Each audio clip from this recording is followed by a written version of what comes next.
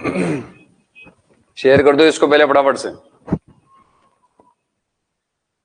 Good evening, good evening.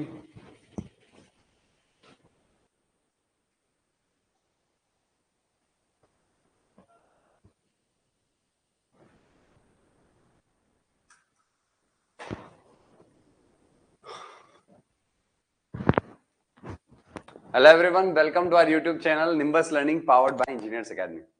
उड़ान batch, power system subject, पहला subject, ऐसा बैच जिसके अंदर सब कुछ थ्योरेटिकल के साथ साथ प्रैक्टिकल नॉलेज को जोड़ करके पढ़ाया जाएगा। रियल इमेजेस और एनिमेशंस की सहायता से कॉन्सेप्ट्स को क्लियर किया जाएगा। इस बैच की खास बात यह है कि इसका रिप्रेजेंटेशन और इसके अंदर जो आपको थ्योरी प्रोवाइड की जाएगी लेटेस्ट सिलेबस और लेटेस्ट एग्जामिनेशन के बेस्ड के मतलब पर बेस्ड होगी। तो पावर सिस्टम के डेमो का ये आज आखिरी दिन है। चौथा जो यहाँ पर जो है लेक्चर चल रहा है, जिसमें ट्रांसमिशन चैप्टर के लिए दूसरा चल रहा है। मतलब कि पिछले लेक्चर में हमने ट्रांसमिशन को शुरुआत किया था और आज ट्रांसमिशन का लेक्चर 2 चल रहा है। पिछले लेक्चर्स के यहाँ पर मैं आप लोगों को कुछ ग्लिम्स दिखा देता हूं। जो लोग अभी अभी जुड़े हैं, हमने ये डिस्कस किया था कि ट्रांसमिशन हम क्यों करते हैं। इंट्रोडक्शन के अंदर अलग अलग स्टेट के अंदर पावर को ट्रांसमिट, डिस्ट्रीब्यूट और जनरेट करने के लिए स्टेट इलेक्ट्रिसिटी बोर्ड्स होते हैं। फिर हमने ये डिस्कस किया था कि इंडिया को जो है वो टोटल 5 ग्रिड्स के अंदर जो है बांटा गया है। और फिर हमने ये भी डिस्कस किया कि सिंगल लाइन डायग्राम क्या होता है। सिंगल लाइन डायग्राम के बाद हमने उस पूरे सिंगल लाइन डायग्राम को डिटेल के अंदर बनाया और इस डायग्राम को कल समझ रहे थे, समय समाप्त हो गया था, तो इसी डायग्राम को हम आगे कंटिन्यू करने वाले हैं। पॉइंट नंबर 1 और पॉइंट नंबर 2 मैं कंप्लीटली डिस्कस कर चुका हूं।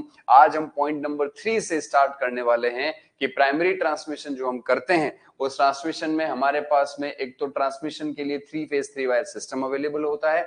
यहाँ जो वोल्टेज लेवल होता है वो इन 3 बातों पर डिपेंड करता है। यहाँ से जो पावर डिलीवर होती है वो बहुत बड़े कंज्यूमर्स के लिए होती है। और ये जो प्राइमरी ट्रांसमिशन है ये टाई लाइंस की सहायता से पावर पूल बनाता है। इन 4 कॉन्सेप्ट को अपन इस 3 नंबर पॉइंट के अंदर एक्सप्लेन करने वाले। तो एक बार जो लोग क्लास के अंदर आ गए हैं फटाफट से वीडियो को लाइक करके और अपने दोस्तों में से शेयर कर दें कि क्लास स्टार्ट हो चुकी है। चलिए, without any further delay let's start the show. Point number 1 और पॉइंट नंबर 2 मैंने एक्सप्लेन कर दिया था। अब मैं स्टार्ट करने वाला हूं पॉइंट नंबर 3 का explanation. Point number 3, point number 3 के अंदर मैंने ये लिखा था कि जो प्राइमरी ट्रांसमिशन होता है, प्राइमरी ट्रांसमिशन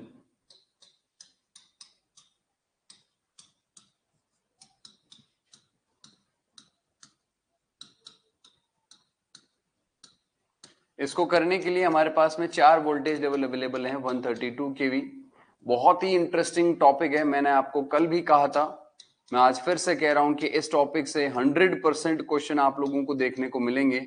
अकेले एसएससी जेईई ने इस टॉपिक के ऊपर 20 से ज्यादा 20 से ज्यादा क्वेश्चन अब तक पूछ लिए हैं। ये क्वेश्चंस का पिटारा है पूरा का पूरा टॉपिक जो हम डिस्कस करने वाले हैं। ठीक है, चलिए तो बात करें अपन यहाँ पर प्राइमरी ट्रांसमिशन की, तो इसके अंदर एक एरो जो है वो अपन ने बनाया था। उसके अंदर अपन ने ये लिखा था कि जो वोल्टेज लेवल होता है, जो वोल्टेज लेवल होता है वो किस पर डिपेंड करता है। Voltage level depends upon, voltage level depends upon, depends upon. तो वोल्टेज लेवल किस बात पर डिपेंड करता है, इसके अंदर अपन ने यहां पर लिखा था कि वोल्टेज लेवल दादा टोटल 3 बातों के ऊपर डिपेंड करता है। वोल्टेज लेवल टोटल कितनी बातों पर डिपेंड करता है, 3 बातों पर डिपेंड करता है। पहली पॉइंट अपन ने वहां पर लिखी थी डिस्टेंस। 1 बाय 1 करके मैं एक एक चीज को एक्सप्लेन कर रहा हूं। किसी ट्रांसमिशन लाइन को बनाने के लिए हम 132 केवी यूज करते हैं, किसी के लिए हम 220, किसी के लिए 400 और किसी के लिए 765 केवी हम यूज करते हैं। तो किस ट्रांसमिशन लाइन के लिए कौन सा वोल्टेज लेवल चूज किया जाएगा, ये किस बात पर डिपेंड करता है। कोई लाइन 132 की तो कोई 400 की, तो ये कैसे डिसाइड होता है कि कौन सी लाइन कितने केवी की बनाई जाएगी। उसके लिए सबसे पहला क्राइटेरिया होता है आपका डिस्टेंस। क्लियर?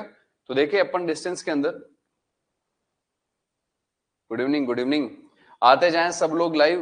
क्लास स्टार्ट हो चुकी है और एक बार लाइक करके और अपने दोस्तों में शेयर कर दें। आज क्लास आधे घंटे पहले स्टार्ट हुई है, पावर सिस्टम यहाँ चल रहा है। अच्छा, जो लोग कंटिन्यू क्लास ले रहे हैं, अगर बीच में कोई कमेंट करके क्लास के बारे में पूछ रहा है और मैं यहाँ पर एक्सप्लेन कर रहा हूँ चीजों को, तो आप मेरे बिहाफ पे वहां पर कमेंट कर सकते हैं। उड़ान बैच में पहला सब्जेक्ट पावर सिस्टम की डेमो क्लासेस यूट्यूब पर लाइव चल रही है और आज लास्ट डेमो है। और इस बैच को कंप्लीटली अगर लेना चाहते हो तो निम्बस लर्निंग का मोबाइल ऐप डाउनलोड कर लो, या फिर नंबर दे दो कि इस नंबर पर आप कॉल कर ले, मेरे नंबर आप दे दीजिएगा, मेरे नंबर पे कॉल करके या मैसेज करके पूछ लीजिएगा कि कैसे आप ये उड़ान बैच एक्सेस कर सकते हैं। बात करें यहाँ पर सबसे पहला पॉइंट डिस्टेंस की। आपको और मुझे सबको पता है कि लाइन का जो रेजिस्टेंस है वो लेंथ के प्रोपोर्शनल होता है। अगर हम लेंथ का वैल्यू इंक्रीज करते हैं तो लाइन में रेजिस्टेंस का वैल्यू क्या करता है, इंक्रीज करता है। If you increase the value of length, resistance will increase. बिल्कुल, तो रेजिस्टेंस इंक्रीज करेगा तो उस केस के अंदर हमें पता है पावर लॉस भी क्या करेगा, इंक्रीज करेगा। रेजिस्टेंस के बढ़ने से जब पावर लॉस इंक्रीज करेगा तो हम यहां पर ये देख रहे हैं कि भाई रेजिस्टेंस बढ़ने से पावर लॉस बढ़ रहा है, तो लाइन की लंबाई को बढ़ने से तो हम रोक नहीं सकते। लाइन अगर 100 किलोमीटर की है, उसकी जगह मुझे अगर 200 किलोमीटर की ट्रांसमिशन लाइन बनानी है तो अब लाइन की लेंथ को तो मैं कम नहीं कर सकता, लेंथ तो 200 किलोमीटर होगी ही होगी। और अगर लाइन की लंबाई को डबल किया है, लाइन की लंबाई को डबल किया है तो रेजिस्टेंस भी डबल होगा, तो पावर लॉस भी डबल होंगे। अब पावर लॉस ज्यादा होंगे तो मुझे क्या नुकसान है, नुकसान ये है कि जो पावर मैं रिसीविंग एंड पर भेजना चाह रहा हूं वो पावर पूरी पहुंचेगी नहीं, लॉस ज्यादा हो जाएंगे। तो हमारे पास एक ही ऑप्शन बचता है कि आप रेजिस्टेंस को कम नहीं कर सकते, ठीक है, आप रेजिस्टेंस को कम नहीं कर सकते, तो आप क्या करेंगे, करंट को कम करने का काम करेंगे। और करंट को कम करने के लिए वोल्टेज को क्या करना पड़ता है, इंप्रूव करना पड़ता है। सर ये कैसे हुआ, ये हमने कल की क्लास के अंदर सीखा है यहां पर कि वोल्टेज को इंप्रूव करोगे तो करंट डिक्रीज करेगा, क्योंकि पावर कांस्टेंट होती है, इससे लॉसेस भी कम होते हैं और ड्रॉप भी कम होते हैं। कल ही मैंने आप लोगों को सिखाया है, आप लोगों को ये अच्छे से याद भी होना चाहिए। तो अगर अपन बात करें यहां पर, डिस्टेंस बढ़ेगी, रेजिस्टेंस बढ़ेगा, पावर लॉस बढ़ेगा। इस पावर लॉस को कम करने के लिए करंट को घटाना पड़ेगा और करंट घटाने के लिए वोल्टेज को बढ़ाना पड़ेगा। तो अब मैं तुम लोगों से ये पूछूं, तुम्हारे पास चार ऑप्शन है, ए, बी, सी और डी। इन चारों ऑप्शंस में अगर मैं आपसे ये पूछूं कि बताओ सबसे छोटी ट्रांसमिशन लाइन कौन सी है, क्या जवाब दोगे? कमेंट सेक्शन में फटाफट से मुझे जवाब बताओ, सबसे छोटी ट्रांसमिशन लाइन कौन सी है, मुझे इसके बारे में कमेंट करके जवाब बताओ। चारों वोल्टेज में सबसे छोटी लंबी ट्रांसमिशन लाइन, सबसे कम लंबाई की कौन सी होगी, बताओ जल्दी। एसपी एकदम सही जवाब। मोटिवेशन टॉक सही जवाब भाई, तन्मय एकदम सही जवाब, प्रियंका वेरी गुड, सानू वेरी गुड, पी कुमारी एकदम सही जवाब। 132 केवी की जो लाइन है वो सबसे छोटी ट्रांसमिशन लाइन होगी। क्यों? क्योंकि हमें पता है लंबाई बढ़ेगी तो ही वोल्टेज बढ़ेगा, वरना नहीं बढ़ाएंगे। वेरी गुड, शाबाश। दूसरा पॉइंट, इसीलिए मैंने आपको क्या कहा था, मैंने कहा थ्योरी के साथ साथ हम प्रैक्टिकल नॉलेज भी सीखेंगे इस बैच के अंदर। बात करें डिस्टेंस के बाद, डिस्टेंस के बाद अगर मैं बात करूं पावर की, अगर मैं पावर की बात करूं तो मुझे पता है पावर P बराबर V इंटू आई इंटू कॉस फाई होता है। अब अगर मुझे पावर को इंक्रीज करना है, पिछली बार मैं क्या कर रहा था, पिछली बार मैं डिस्टेंस को इंक्रीज कर रहा था, अब इस बार मैं क्या इंक्रीज कर रहा हूं, पावर। जब मैं पावर को इंक्रीज करूंगा तो पावर इंक्रीज करने के लिए दो ऑप्शन है, या तो वोल्टेज बढ़ाना पड़ेगा या फिर करंट बढ़ाना पड़ेगा। अब आप वोल्टेज बढ़ाओगे या करंट बढ़ाओगे, ये बताओ मुझे, किसको बढ़ाना मुनासिब होगा? पावर को इंक्रीज करने के लिए किसे बढ़ाना मुनासिब होगा? वोल्टेज को बढ़ाना मुनासिब होगा या करंट को बढ़ाना मुनासिब होगा, बताओ मुझे। वोल्टेज या करंट, बताओ दादा। बिल्कुल वोल्टेज को। क्यों वोल्टेज को बढ़ाना क्यों मुनासिब होगा? वो इसलिए क्योंकि अगर आप करंट को बढ़ाएंगे तो लॉसेस बढ़ जाएंगे, और लॉसेस तो हम नहीं चाहते कि बढ़े। सर ये कॉस फाई भी तो बढ़ा सकते हैं भाई, मैंने कल की क्लास में ही बता दिया है, मैं फिर दिखा देता हूं। कॉस फाई हमेशा लोड पे डिपेंड करता है, तो आप लोग दो ही चीजें ध्यान रखें, वोल्टेज या फिर करंट। तो हमने यहां पर यह सीखा कि अगर ट्रांसमिशन लाइन में पावर की ट्रांसफर बढ़ानी है तो पावर ट्रांसफर बढ़ाने के लिए वोल्टेज को बढ़ाना पड़ेगा, करंट बढ़ाने से नुकसान ज्यादा होंगे, करंट बढ़ाने से आपका काम नहीं बनेगा। तो इसका मतलब यह हुआ ये 4 ट्रांसमिशन लाइन है। मैं आपसे ये कहूं कि बताओ इन चारों में सबसे ज्यादा पावर कौन सी ट्रांसमिशन लाइन ट्रांसमिट करेगी, तो क्या जवाब दोगे? सबसे ज्यादा पावर कौन सी ट्रांसमिशन लाइन ट्रांसमिट करेगी? जल्दी से बताओ, कम ऑन। सबसे ज्यादा कौन करेगा?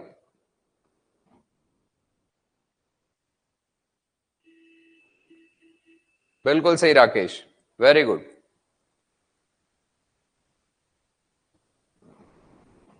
तन्मय, मोटिवेशन, वेरी गुड, सही जवाब। 765 केवी। आ रही बात समझ में? कैसे डिसाइड होता है वोल्टेज लेवल? क्लियर हो रहा है ना सबको? बात करें तीसरा पॉइंट, स्टेबिलिटी, बहुत ही इंपॉर्टेंट पॉइंट है। इस स्टेबिलिटी का तो अपन ने धागा खोला था अभी थोड़े दिनों पहले ही। अपन ने पहली ही क्लास के अंदर जो है, दूसरी क्लास के अंदर स्टेबिलिटी को डिटेल में समझा था। क्या होता है स्टेबिलिटी? यहां पर अपन जो है स्टेबिलिटी की बात करेंगे एक्चुअल में स्टेडी स्टेट स्टेबिलिटी। ये मैं टर्म डिटेल के अंदर आप लोगों को आगे करवाऊंगा। डिटेल के अंदर अपन आगे पढ़ेंगे इस टर्म को। स्टेडी स्टेट स्टेबिलिटी का फॉर्मूला होता है VS/VR upon X into sine delta. अब अगर आप लोगों को ट्रांसमिशन लाइन में स्टेबिलिटी को इंप्रूव करना है, हमें पता है कि लाइन के लिए स्टेबिलिटी बहुत ही इंपॉर्टेंट पैरामीटर है, और अगर आप ट्रांसमिशन लाइन की स्टेबिलिटी को इंप्रूव करना चाहते हैं तो आपको किसे इंप्रूव करना पड़ेगा? आपको सेंडिंग एंड वोल्टेज को इंप्रूव करना पड़ेगा, क्योंकि रिसीविंग एंड वोल्टेज खुद सेंडिंग एंड वोल्टेज पर डिपेंड कर रहा है। वहां से जितना भेजोगे उसी के अकॉर्डिंग रिसीव करोगे। लाइन के बनने के बाद रिएक्टेंस और ये जो डेल है ये लगभग कांस्टेंट हो जाते हैं। तो एक ही ऑप्शन बचा, अगर आप सेंडिंग एंड वोल्टेज को ज्यादा रखेंगे तो लाइन की स्टेबिलिटी ज्यादा अच्छी रहेगी। तो ये चारों ट्रांसमिशन लाइन यहाँ पर अवेलेबल है। सबसे ज्यादा स्टेबल कौन सी ट्रांसमिशन लाइन होगी? मुझे पता है आप सबको जवाब आता होगा। अब आप आराम से जवाब कर सकते हैं, 765 केवी की लाइन की स्टेबिलिटी सबसे ज्यादा होगी। तो यहां पर अपन ने ये पॉइंट सक्सेसफुली जो है वो डिस्कस कर लिया है कि ट्रांसमिशन लाइन के अंदर जो वोल्टेज का लेवल होता है वो किन पर डिपेंड करता है? वोल्टेज का लेवल इन 3 बातों पर डिपेंड करता है। डिस्टेंस पे डिपेंड करेगा, पावर पे डिपेंड करेगा, और स्टेडी स्टेट स्टेबिलिटी पर भी डिपेंड करेगा। क्लियर? चलिए नेक्स्ट पॉइंट अगर अपन डिस्कस करें, अगला पॉइंट यहां पर क्या लिखा हुआ है देखो। अगला पॉइंट यहां पर वोल्टेज लेवल डिपेंड्स अपॉन, ये अपन ने कर लिया। फिर अपन यहां देखेंगे ट्रांसमिशन में इस तरफ क्या लिखा है, 3 फेज 3 वायर सिस्टम। ये 3 फेज 3 वायर सिस्टम कहां से लिखा गया है उसको भी अपन एक्सप्लोर कर लेते हैं। आज बहुत ही तगड़ी तगड़ी चीजें आने वाली है भाई, आगे चल के इंतजार करिएगा। और हाँ, एक और बात, अपने दोस्तों में इस वीडियो को शेयर करते जाएं सब लोग, और जिन्होंने इस बैच को परचेज कर लिया है, पावर सिस्टम इंडिविजुअल हो चाहे उड़ान बैच हो, वो अपने दोस्तों में उन्हें शेयर करे। दादा आप इतना जो है वो आपने किया है, आपको अच्छा लगा है, आपने परचेज किया है और निम्बस लर्निंग पे आपने विश्वास किया है, तो आप अपने दोस्तों में भी इसे बहुत शेयर करें और उन्हें भी कहें कि भाई क्वालिटी एक बार आप देखें। आप उन्हें एक बार वीडियो दिखाएं, बाकी बहाने उनके खुद के मन में, उनके दिमाग में सेट हो जाएगा मामला कि हाँ क्वालिटी कंटेंट तो है। बात करें 3 फेज 3 वायर सिस्टम की, 3 फेज 3 वायर सिस्टम की, तो ये जो आप पावर ट्रांसमिट कर रहे हैं ना इन अलग अलग वोल्टेजेस की सहायता से, ये तो वोल्टेज का लेवल डिसाइड हुआ, सिस्टम डिसाइड नहीं हुआ ना। सिस्टम यहां डिसाइड किया कि हम 3 फेज सिस्टम का यूज करेंगे, इसमें 3 वायर यूज करेंगे, यानी कि आर फेज, वाई फेज और बी फेज यूज किया जाएगा, न्यूट्रल यूज नहीं किया जाएगा। और ये चीज मैं आप लोगों को कल की क्लास में एक्सप्लेन कर चुका हूं, जब मैंने आप लोगों को ये पढ़ाया कि जो आप स्टेप अप करते हैं ट्रांसफॉर्मर, वो डेल्टा स्टार कनेक्शन यूज करते हैं। जब आप डेल्टा स्टार कनेक्शन यूज करते हैं तो यहां पर देखो 1, 2 और 3 ही वायर बनाए हैं मैंने, चौथा न्यूट्रल वायर मैंने नहीं बनाया है, क्योंकि ट्रांसमिशन लाइन में न्यूट्रल वायर देने की जरूरत नहीं है। बैलेंस कंडीशन में तीनों फेजों में करंट क्या रहती है, 0 रहती है। तो यहां पर वोल्टेज, आप जनरेशन के बाद वोल्टेज को जब स्टेप अप करते हैं तो डेल्टा स्टार कनेक्शन ट्रांसफॉर्मर में ये जो ट्रांसमिशन लाइन आप देखेंगे, मतलब ये जो ट्रांसमिशन लाइन होती है इसमें 3 फेज 3 वायर का यूज किया जाता है। किसका यूज किया जाता है? 3 फेज 3 वायर। ये तो एनिमेटेड डायग्राम है, इसके अंदर तो ऐसे ही 4 वायर बना दिए गए हैं, बाकी 3 फेज 3 वायर सिस्टम जो है उसका प्रयोग किया जाता है। तो यहां पर 3 फेज 3 वायर इसलिए लिखा है कि ये हमारा क्या है, ट्रांसमिशन सिस्टम है। ये कौन सा, किस चीज को रिप्रेजेंट करता है? ये हमारे ट्रांसमिशन सिस्टम को रिप्रेजेंट करता है। अच्छा, ये 3 फेज 3 वायर के अलावा और ट्रांसमिशन किससे किया जा सकता है? 3 फेज 3 वायर के अलावा HVDC से भी किया जा सकता है। कब किया जा सकता है उसके लिए एक अलग से टॉपिक अपन डिस्कस करेंगे हेडिंग नंबर 4 के अंदर। मैंने आप लोगों को अभी हेडिंग नंबर 2 जो है उसका एक्सप्लेनेशन करवा रहा हूं। हेडिंग नंबर 3 जिसका मैंने कल जिक्र किया था कि अपन एक्स्ट्रा हाई वोल्टेज में ट्रांसमिशन क्यों करते हैं, वो 3 नंबर होने वाला है। तो 4 नंबर हेडिंग ये होने वाला है कि यहां पर अपन 3 फेज 3 वायर सिस्टम का ही प्रयोग ट्रांसमिशन के लिए क्यों करते हैं। तो हेडिंग नंबर 3 तो अपन आगे चल के ये पढ़ेंगे स्टेप अप क्यों किया, और हेडिंग नंबर 4 अपन आगे चल के ये पढ़ेंगे कि 3 फेज 3 वायर सिस्टम ही क्यों, डीसी सिस्टम क्यों नहीं होता ट्रांसमिशन के लिए, सिंगल फेज सिस्टम क्यों नहीं होता ट्रांसमिशन के लिए, डीसी सिस्टम के अलावा 2 फेज सिस्टम भी है, वो भी तो ट्रांसमिशन के लिए काम में ले सकते हैं, उसे क्यों नहीं लिया गया ट्रांसमिशन के लिए। इन सारे सवालों का जवाब अपन हेडिंग नंबर 4 में खोजेंगे। तो 3 phase 3 wire system transmission system के तौर पे यूज किया जा सकता है, और DC system can also be used, DC system can also be used. अब वो कब किया जाएगा कब नहीं किया जाएगा, जब अपन ये टॉपिक डिटेल में पढ़ेंगे उस दिन अपन इस चीज को समझेंगे। इसके बाद में नेक्स्ट अपन ने यहां पर लिखा हुआ है टू टाई लाइन। क्या लिखा हुआ है, two tie line. Tie line का मतलब यहां पर होता है पावर पूल। क्या लिखा है अपन ने, पावर पूल। ये आप लोग देख सकते हैं डायग्राम, मैं आपको कॉपी में आपने फेयर आउट कर लिया है तो कॉपी में देखें, अदरवाइज मैं आपको दिखा भी रहा हूं। टू टाई लाइन में यहां पावर पूल लिखा है, तो ये जो पावर पूल है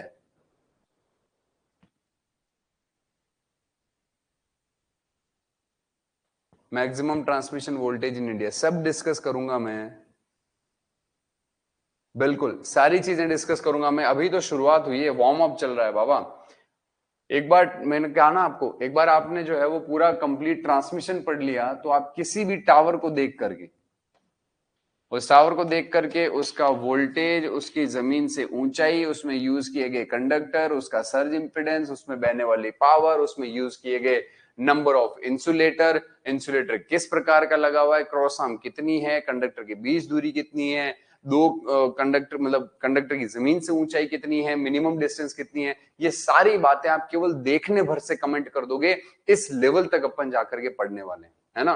और जो लोग पहली बार इस वीडियो को देख रहे हैं और इस सब्जेक्ट के बारे में और इस सीरीज के बारे में जो भी यहां पर चल रही है इसके बारे में और जानना चाहते हैं तो आप मुझे इस नंबर पर मैसेज कर सकते हैं। Two tie lines, two tie lines या पावर पूल का मतलब क्या होता है, देखिए ये जो ट्रांसमिशन लाइन है ये किसी एक जनरेटिंग स्टेशन से आ रही है, ऐसी कैसी एक और ट्रांसमिशन लाइन होगी जो किसी दूसरे जनरेटिंग स्टेशन से आ रही है, एक और होगी, एक और होगी, ऐसे बहुत सारे जनरेटिंग स्टेशन हैं और उनसे बहुत सारी ट्रांसमिशन लाइंस गुजरती हैं, निकलती हैं। हमने कल की क्लास के अंदर पढ़ा था इस चीज को, क्या पढ़ा था, हमने ये पढ़ा था कि इंडिया के अंदर जितने भी पावर प्लांट हैं सारे के सारे आपस में इंटरकनेक्टेड हैं। जैसे 7 राज्यों के पावर प्लांट इंटरकनेक्ट होकर के नॉर्थर्न ग्रिड बनाते हैं, 4 राज्यों के पावर प्लांट मिलकर के वेस्टर्न ग्रिड बनाते हैं, ऐसे ही अलग अलग राज्य मिलकर के एक ग्रिड का निर्माण करते हैं। तो ये आपस में जुड़ते कैसे हैं, ये कोई फोन पर कॉन्ट्रैक्ट साइन नहीं करते हैं। एक्चुअल में ये जो ट्रांसमिशन लाइन यहां से निकल रही है ये किसी दूसरे जनरेटिंग स्टेशन की ट्रांसमिशन लाइन के साथ पैरेलल में कनेक्ट होती है, और इसीलिए यहां लिखा है टू टाई लाइन। टाई का मतलब होता है बांधना, तो ये वो लाइन है जो बांधने वाली लाइन है। ये किसको किससे बांधती है, ये एक जनरेटिंग स्टेशन को दूसरे जनरेटिंग स्टेशन से बांधने का काम करती है। तो यहां पर अपन लिखेंगे connects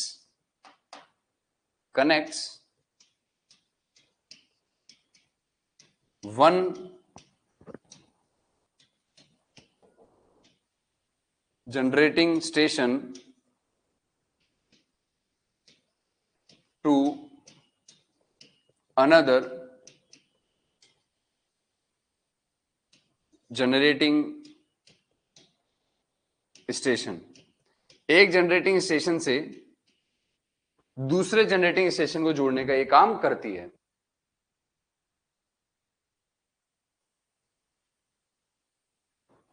one generating station to another generating station, इनको आपस में जोड़ने का काम करती है। चलिए, आप सबके प्यारे चहेते mister Devendra Kumar Patidar sir class में आ चुके हैं, और भूलिएगा नहीं चैलेंजर बैच की शुरुआत हो रही है आज से।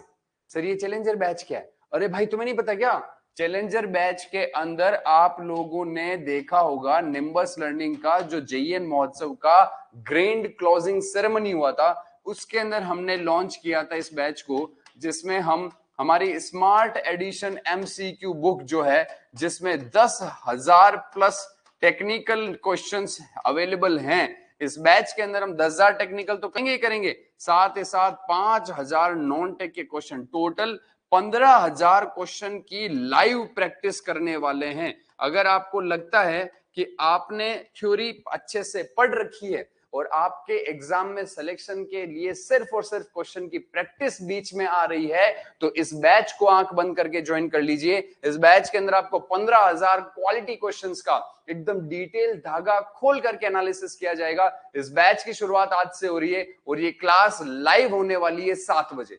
तो अपना सेशन 7 बजे आज एंड होगा, 5:30 से 7 बजे तक, और 7 बजे जैसे ही ये सेशन एंड होगा चैलेंजर बैच का सेशन स्टार्ट हो जाएगा। उसकी भी यूट्यूब पर डेमो क्लासेस रहेंगी कुछ दिन, तो आप वो भी डेमो लेकर के देख सकते हैं। अगर आपको लगता है कि क्वेश्चन का एकदम डिटेल सुपड़ा साफ किया गया है, धागा खोल करके एनालिसिस किया गया है, हर एक कॉन्सेप्ट को बहुत ही बेहतरीन तरीके से समझाया गया है, तो आप इस चैलेंजर बैच को भी ज्वाइन कर सकते हैं। उसके लिए भी कहीं नहीं जाना है, केवल निम्बस लर्निंग का मोबाइल ऐप डाउनलोड करना है। मैंने आपको सारे बैचेस की इंफॉर्मेशन पहले और दूसरे वीडियोस के अंदर दी थी, मैं फिर से बता देता हूं। अगर आप लोगों को थ्योरी की प्रिपरेशन करनी है लाइव, तो आप ज्वाइन करिएगा उड़ान बैच। अगर आपको क्वेश्चन की प्रैक्टिस करनी है लाइव, तो आप ज्वाइन करिए चैलेंजर बैच। अगर आपको दोनों लाइव चाहिए, तो आप ज्वाइन कर सकते हैं विक्ट्री बैच, जिसमें दोनों चीजें लाइव कराई जा रही हैं। तो चैलेंजर बैच का आज शाम को 7 बजे डेमो होने वाला है, भूलिएगा नहीं। मेजरमेंट सब्जेक्ट से शुरुआत होने वाली है, तो जुड़िएगा देवेंद्र पाटीदार सर के साथ। चलिए आगे चलते हैं अपन अपने कॉन्सेप्ट्स की तरफ। तो यहां पर लिखा हुआ है two tie line. Tie line का मतलब वो लाइन जो बांधने का काम करती है। किसको किससे बांधने का काम करती है? एक जनरेटिंग स्टेशन को दूसरे जनरेटिंग स्टेशन से बांधने का काम करती है। सर ये पावर पूल लिखा है, इसका क्या मतलब? पावर पूल का मतलब यह है कि इससे एक पावर का तालाब बन जाता है। पावर का तालाब बनने का मतलब क्या? पावर के तालाब बनने का मतलब यह है कि जैसे मान लीजिए कि बारिश के दौरान मान लीजिए एक तालाब है, उस तालाब में चार तरफ से पानी आ रहा है। आप गांव से अगर बिलोंग करते तो आपने देखा होगा कि बारिश के दौरान चारों पांचों तरफ से बहुत अलग अलग डायरेक्शन से पानी जो है वो बह करके आता है और इस तालाब को भरने का काम करता है। आप ये समझें कि ये 4-5 जो नाले आ रहे हैं, ये 4-5 ट्रांसमिशन लाइन है, और ये जो तालाब है, ये है आपका ग्रिड। तो बहुत सारी ट्रांसमिशन लाइंस मिल करके किसको सप्लाई करती है? ग्रिड को। और ग्रिड से कौन कनेक्टेड होता है? ग्रिड से कनेक्टेड होता है कंज्यूमर। यानी आप गांव वाले जो तालाब से पानी भर के ले जाते हैं, तो आप तो उस तालाब पर हुए लोड, और वो जो छोटे छोटे पानी के नाले जो बारिश के दौरान उस तालाब को भरते हैं, वो हुई आपकी सप्लाई यानी ट्रांसमिशन लाइंस। और वो तालाब जो है वो दोनों के बीच की कड़ी का काम करता है। तो कंज्यूमर किसी पावर प्लांट से नहीं जुड़ता, कंज्यूमर ग्रिड के साथ में जुड़ता है, और ग्रिड से ये सारी की सारी ट्रांसमिशन लाइन आपस में इंटरकनेक्टेड होती है। तो इससे किसका तालाब बनेगा? पावर का तालाब बनेगा। ट्रांसमिशन लाइन क्या लाती है? पावर लाती है। तो तालाब किसका बनेगा बाबा? तालाब पावर का बनेगा। बिल्कुल। Good evening, good evening.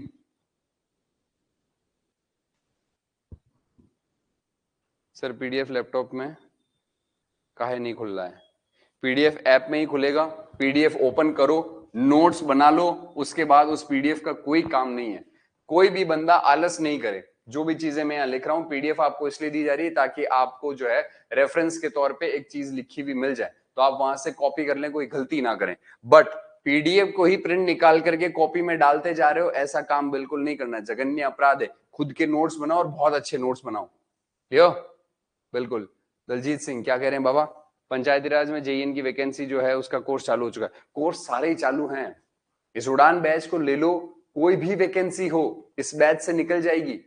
उसके अलावा कोई दूसरा बैच सोचने की जरूरत नहीं है, किसी भी अलग एग्जाम के लिए सोचने की जरूरत नहीं है। यह बैच सफिशिएंट है आपके सारे के सारे एग्जाम्स के लिए। तो टाई लाइन क्या बनाता है? पावर का पूल बनाता है। ये सारे के सारे पावर प्लांट्स को आपस में क्या करता है? इंटरकनेक्ट करता है। इसके बाद में क्या लिखा है? इसके बाद अगर अपन देखें चल करके, तो यहां पर अपन ने देखो क्या लिखा है, टाई लाइन वाला हो गया, ये हो गया, ये हो गया, ये क्या लिखा है, टू वेरी लार्ज कंज्यूमर। बहुत इंटरेस्टिंग टॉपिक है, बहुत ही तगड़ा कंसेप्ट है, देखना इसको ध्यान से। ये टू वेरी लार्ज कंज्यूमर लिखा है, इसका क्या मतलब है? टू वेरी लार्ज कंज्यूमर लिखा है, इसका क्या मतलब है? देखो, टू वेरी लार्ज कंज्यूमर,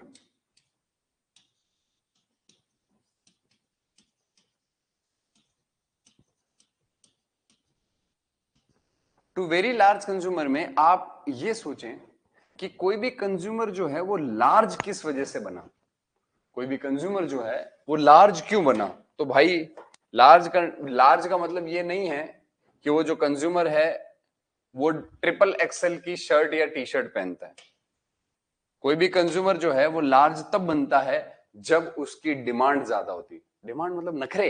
अरे नखरे नहीं बाबा, डिमांड मतलब उसका पावर कंजम्पशन ज्यादा होता है। अच्छा, तो बड़ा कंज्यूमर मतलब पावर कंजम्पशन ज्यादा, बिल्कुल। तो आप ये देखिए कि वेरी लार्ज कंज्यूमर है, तो कंज्यूमर बहुत बड़ा है, तो इसका पावर का कंजम्पशन या पावर का डिमांड क्या होगा? पावर का डिमांड इसका क्या होगा? काफी ज्यादा हाई होगा। अब आप एक मुझे बात बताएं, ये आपका लोड है और ये आपका बिजली घर है। यहां से यहां पर जो डिस्टेंस है वो मान लो 5 किलोमीटर है। इस 5 किलोमीटर की दूरी के लिए ये जो यहां पर लोड लगा हुआ है, ये 500 किलोवाट पावर आपसे मांग रहा है। तो ये 500 किलोवाट पावर कोई छोटी मोटी पावर नहीं है, 500 घरों के बराबर पावर है। 500 हाउसेस, एक घर में अगर 1 किलोवाट का कनेक्शन मिलता है तो ये अकेला लोड 500 घरों की सप्लाई लेने के बराबर है। 500 घरों की सप्लाई लेने का मतलब ये हो गया कि छोटे मोटे 5-6 गांव मिलकर के जितनी सप्लाई लेंगे उतना अकेला ये लोड ले लेगा। तो इस लोड को बहुत ही हाई पावर चाहिए। अब आप लोगों को अभी अभी समझाया है कि अगर आपको पावर ज्यादा भेजना है तो दो ऑप्शन है, आप या तो वोल्टेज ज्यादा भेजिए या करंट। क्या ज्यादा रखेंगे, वोल्टेज या करंट? बताओ मुझे जल्दी से। सर क्लास कितने बजे स्टार्ट हुआ? Good evening. क्लास आज 5:30 बजे स्टार्ट हो गया था। आप फटाफट से इसको शेयर कर दें, आपके जितने भी दोस्त ये क्लास डेली लेते हैं। आज वैसे भी लास्ट डे डेमो का, बट फिर भी आज बहुत सारे कंसेप्ट आप सीखने वाले हैं। और आपने अभी तक अगर रजिस्टर नहीं किया है और आपको इंडिविजुअल पावर सिस्टम पढ़ना है तो कुछ दिन और ऑफर चल रहा है। पावर सिस्टम का कंप्लीट लाइव क्लास जो उड़ान बैच में मैं अभी ले रहा हूं, ये पूरा का पूरा लाइव क्लास आपको केवल 500 रुपए में मिल सकता है। मेरे इस नंबर पर आप मैसेज करके और उस बैच को ज्वाइन कर सकते हैं। उस बैच को ज्वाइन करने के लिए आपको निम्बस लर्निंग का मोबाइल ऐप डाउनलोड करना है। वहां पर डाउनलोड करके आपको पावर सिस्टम सर्च करना है, आपको ये कोर्स मिल जाएगा। क्लियर? चलिए, तो यहां पर अपन ने ये डिस्कस किया कि अगर पावर डिमांड किसी कंज्यूमर की ज्यादा है तो उसको क्या ज्यादा देना पड़ेगा? उसको वोल्टेज ज्यादा देना पड़ेगा। ज्यादा वोल्टेज दोगे तभी वो पावर यहां से यहां ट्रांसमिट होगी, कम से कम लॉसेस के साथ। क्योंकि वोल्टेज के बढ़ने से लॉसेस क्या होते हैं? ट्रांसमिशन लाइन में घटते हैं। तो ये लाइन जो है बल्क में पावर ट्रांसमिट करेगी, तो वोल्टेज ज्यादा होगा तभी कर पाएगी, करंट ज्यादा होगा तो लॉस बढ़ जाएंगे। अच्छा सर, इसका मतलब यहां जो लिखा हुआ है ये वेरी लार्ज कंज्यूमर, तो इसका मतलब ये हुआ कि ये कंज्यूमर का पावर डिमांड ज्यादा है और इसका पावर डिमांड ज्यादा होने की वजह से इसको हाई वोल्टेज पर सप्लाई किया जाएगा। यस, बिल्कुल एकदम सही बात। अब आप कहोगे कि सर ये इतना बड़ा जो कंज्यूमर है इसका एग्जाम्पल क्या है? कोई ऐसा एग्जाम्पल होगा जो इतने बड़े कंज्यूमर को सप्लाई दे रहा है? यस, बिल्कुल ऐसा एग्जाम्पल हमारे पास में अवेलेबल है। ऐसा एग्जाम्पल हमारे पास बिल्कुल उपलब्ध है। ये लो, ये अपन एग्जाम्पल लेकर के आ गए। आपका इंडियन रेलवे, भारतीय रेल जो है ना, वो बहुत बड़े कंज्यूमर का एग्जाम्पल है। मान लीजिए मुंबई रेलवे स्टेशन है, तो मुंबई में तो यार मान लो कोई रेलवे स्टेशन है, जैसे जयपुर की मैं बात करूं तो जयपुर में 12-13 प्लेटफॉर्म है, वो सारे इलेक्ट्रिफाइड है। सभी पे कहीं ना कोई ट्रेन खड़ी है, सब की सब पावर ड्रॉ कर रही है। तो उस लाइन को पावर दे कौन रहा है? कोई ना कोई बिजली घर तो होगा। तो इतने ज्यादा पावर को ड्रॉ करने के लिए जो एग्जाम्पल है, हाँ बिल्कुल गुरप्रीत, आज क्लास जल्दी स्टार्ट हो गई थी। क्यों? तो ये जो इतने बड़े कंज्यूमर का एग्जाम्पल है, एग्जाम्पल क्या है? Indian railway. भारतीय रेल जो है वो बल्क में पावर कंज्यूम करती है और इस पावर को ट्रांसफर करने के लिए आप किसी रेलवे स्टेशन को 132 केवी की सप्लाई देंगे। हालांकि ट्रैक्शन में वोल्टेज 25 केवी यूज किया जाता है, पर वो 132 को स्टेप डाउन कर लेगा, पर उसकी पावर कंजम्पशन क्या है, ज्यादा, तो आपको 132 केवी का लाइन पूरा का पूरा वहां पर भेजना पड़ेगा। आगे बात समझ में क्लियर है सबको? तो थम्स अप कर दो फटाफट से। और जो लाइव आए हैं अभी अभी सेशन के अंदर अपनी अटेंडेंस मार्क करें। कमेंट सेक्शन के अंदर एक लिंक दिया हुआ है, आप वहां पर अपनी अटेंडेंस को मार्क कर सकते हैं।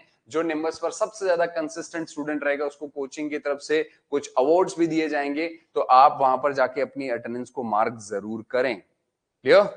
चलिए बात करते हैं नेक्स्ट अगले पॉइंट की। अगला पॉइंट क्या कह रहे हैं, देखो यहां पे प्राइमरी ट्रांसमिशन में 1 2 3 4 चारों पॉइंट क्लियर हो गए। इस तरफ वाला मामला क्लियर हो गया। ये वोल्टेज रेगुलेशन में 5 नंबर पॉइंट बाद में समझाऊंगा। 3 नंबर पॉइंट के बाद अब देखो यहाँ पे वेरी लार्ज कंज्यूमर का ये काम तो यहाँ पर हाई वोल्टेज पे सप्लाई देना हो गया। अब देखो यहाँ क्या लिखा है, टू लार्ज कंज्यूमर। तो ये जो कंज्यूमर है इसका वोल्टेज इससे कम क्यों है, वो इसलिए क्योंकि इसका पावर डिमांड क्या है, कम। इससे नीचे देखो मीडियम कंज्यूमर और कम वोल्टेज, उसके नीचे देखो डोमेस्टिक कंज्यूमर और कम वोल्टेज। तो आप लोगों को ये समझ में आ गया होगा कि वोल्टेज को स्टेप अप एक बार करते हैं पर उसको स्टेप डाउन धीरे धीरे स्टेप बाय स्टेप करते हैं। क्यों? क्योंकि एक बार स्टेप अप करके शहर तक ले आए, बीच में कोई कंज्यूमर नहीं था, सुनसान इलाका था। अब शहर में लाने के बाद में शहर में अलग अलग तरीके के लोड है, इंडस्ट्रीज हैं, हाई वोल्टेज लाइन भेजी, कोई कमर्शियल बिल्डिंग है थोड़े कम वोल्टेज पे लाइन भेजी, डोमेस्टिक कंज्यूमर है और कम वोल्टेज पे लाइन भेजी। तो स्टेप अप एक बार करते हैं पर डाउन स्टेप बाय स्टेप करते हैं, क्योंकि बड़ा कंज्यूमर भी है, मध्यम कंज्यूमर भी है, छोटा कंज्यूमर भी है, हर तरीके का कंज्यूमर हमारे पास उपलब्ध है। तो आप बढ़ाते वोल्टेज एक बार में है, हाई वोल्टेज पे सप्लाई करी बहुत बड़े कंज्यूमर को, और फिर उसके बाद वोल्टेज कम करके छोटे कंज्यूमर को, और वोल्टेज कम करके और छोटे कंज्यूमर को, और वोल्टेज कम करके और छोटे कंज्यूमर को आप सप्लाई दे देते हैं। आगे बात समझ में सबको? यस और नो? तो ये मैंने आपको कहा था, मैंने कहा ये समझ जाओगे तो कल की क्लास में मैंने कहा था, मैंने कहा ये वाले पॉइंट भी आप समझ जाओगे, स्टेप अप समझ जाओगे तो आप ये स्टेप डाउन भी समझ जाओगे। तो यहां तक अपन ने ये पूरा का पूरा डायग्राम यहां तक अपन ने समझ लिया है, इस जगह तक का। अब बारी है 4 नंबर पॉइंट की। 4 नंबर पॉइंट में मैं क्या समझाने वाला हूं भाई, बहुत डिटेल में एकदम धागा खोल के समझने वाले हैं। सप्लाई कहां पहुंच चुकी है, सप्लाई जनरेटिंग स्टेशन में जनरेट होके 11 केवी पर डेल्टा स्टार कनेक्शन ट्रांसफार्मर की सहायता से 132 केवी पर तुम्हारे शहर में आ गई। शहर में आने के बाद में यहां से 132 केवी की सप्लाई रेलवे लाइन को भेज दिया, वहां से कुछ 132 केवी की लाइन जो शहर में आएगी उसको 66 केवी में स्टेप डाउन करके और कुछ मीडियम कंज्यूमर को, सॉरी लार्ज कंज्यूमर को सप्लाई दे दी। और फिर वो शहर में जो एक सबस्टेशन जहां पर ये ट्रांसमिशन लाइन स्टेप डाउन हुई है, वहां से अपन सप्लाई भेजेंगे आगे प्राइमरी डिस्ट्रीब्यूशन में। तो मैं इसके बाद की कहानी, इस स्टेप डाउन के बाद की कहानी पूरी अलग स्लाइड में समझा रहा हूं, पॉइंट नंबर 4 में। क्लियर है सबको कि नहीं? यस और नो? चले आगे। बिल्कुल, पॉइंट नंबर 4, पॉइंट नंबर 4 देखो। पॉइंट नंबर 4 में मैंने सबसे पहले जो शुरुआत करी है वो कहां से करी है? पॉइंट नंबर 4 में मैंने शुरुआत करी है सब स्टेशन से। सर ये सब स्टेशन से शुरुआत कैसे हुई? फिर से दिखा देता हूं डायग्राम, कोई जल्दबाजी नहीं है। ये जो ट्रांसफॉर्मर है ना, ये बिजली घर है, सब स्टेशन है, क्योंकि ट्रांसफॉर्मर तो सब स्टेशन या बिजली घर में ही लगा हुआ होगा। तो ये बिजली घर है, बिजली घर में इनपुट लाइन कितने की है? 66 केवी की, और बिजली घर से आउटपुट लाइन कितने की है? 11 या 33 केवी की। खत्म हो गई बात। तो मैं इस सब स्टेशन को ड्रॉ कर रहा हूं, इस वाले सब स्टेशन को।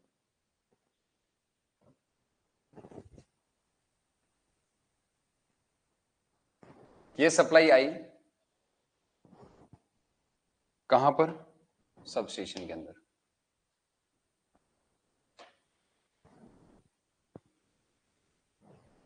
और ये जो सब स्टेशन है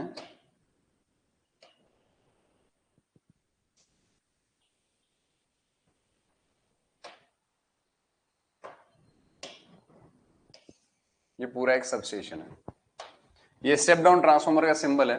इनपुट में आपके पास लाइन कितने की आई? 66 केवी की। ये 132 केवी की भी हो सकती है। क्यों सर? आपने तो कहा कि प्राइमरी ट्रांसमिशन जो है वो 132 केवी पे होता है, अब आप सेकेंडरी ट्रांसमिशन करवा रहे हो उससे। अरे प्राइमरी ट्रांसमिशन अगर 765 पे हुआ है तो सेकेंडरी 66 पे नहीं करके अपन 132 पे कर सकते हैं, इसमें कोई दो राय वाली बात नहीं है। क्या? जनरेटिंग स्टेशन एक दूसरे से कनेक्ट क्यों करते हैं? इंटरकनेक्शन करने के लिए ना। कल आपको मैंने सिखाया तो था, नेशनल लोड डिस्पैच सेंटर और स्टेट लोड डिस्पैच सेंटर का काम क्या है? जहां पावर की जरूरत है उसको पूरा करना। तो किसी को पावर की जरूरत है और कोई असमर्थ है एक पावर प्लांट देने में, तो दूसरा उसके हिस्से की सप्लाई दे देगा, तभी दे पाएगा जब आपस में जुड़े हुए होंगे। तो यहां पर आप देख पा रहे हैं,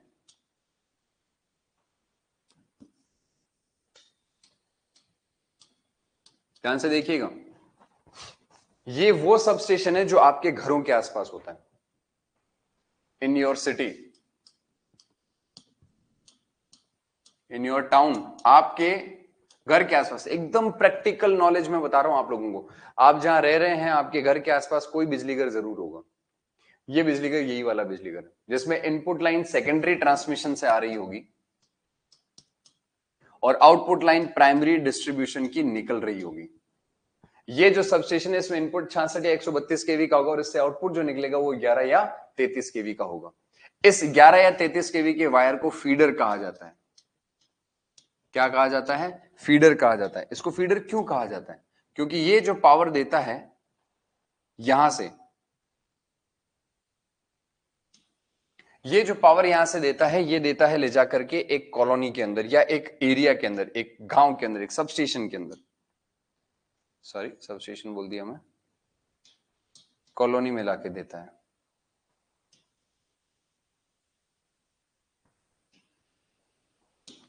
ये इससे सप्लाई लाके किसको दी? एक कॉलोनी को दी। ये मान लीजिए आपकी कॉलोनी है और इस कॉलोनी के अंदर आपका मकान है, यहां पर इस जगह बंगला, और ये आपके घर के सामने की रोड है और ये आपके घर के सामने उसका मकान है। हाँ वही जिसकी तरफ तुम्हारी नजरें रहती है हर समय, समझे? तो देखो हुआ क्या, 7 रन और है 50 रन से। ये ऐसे ऐसे धीरे धीरे खेलोगे क्या तुम लोग इंडिया की तरह? 180 पे ऑल आउट होने वाले हैं। यहां देखो, जो सबस्टेशन यहां पर लगा हुआ है आपके घर के पास, उसने वोल्टेज को स्टेप डाउन किया 11 या 33 में। ये सप्लाई कहां आ रही है? आपकी कॉलोनी तक आ रही है। तो आप जिस कॉलोनी में रह रहे हैं उस कॉलोनी में आपको एक ट्रांसफॉर्मर नजर आया होगा रोड पे पड़ा हुआ। कैसा ट्रांसफॉर्मर सर? अभी दिखा दे रहे हैं, देखो ऐसा ट्रांसफॉर्मर आपको रोड पर नजर आया होगा। कैसा कैसा कैसा? ऐसा ऐसा ऐसा ऐसा ट्रांसफॉर्मर। सर ये हमारी कॉलोनी इतनी बंजर थोड़ी है। अरे भाई कॉलोनी बंजर नहीं है, कोई बात नहीं। मैं तो आपको ये बताना चाह रहा हूं कि ये जो ट्रांसफॉर्मर तुम यहां देख पा रहे हो,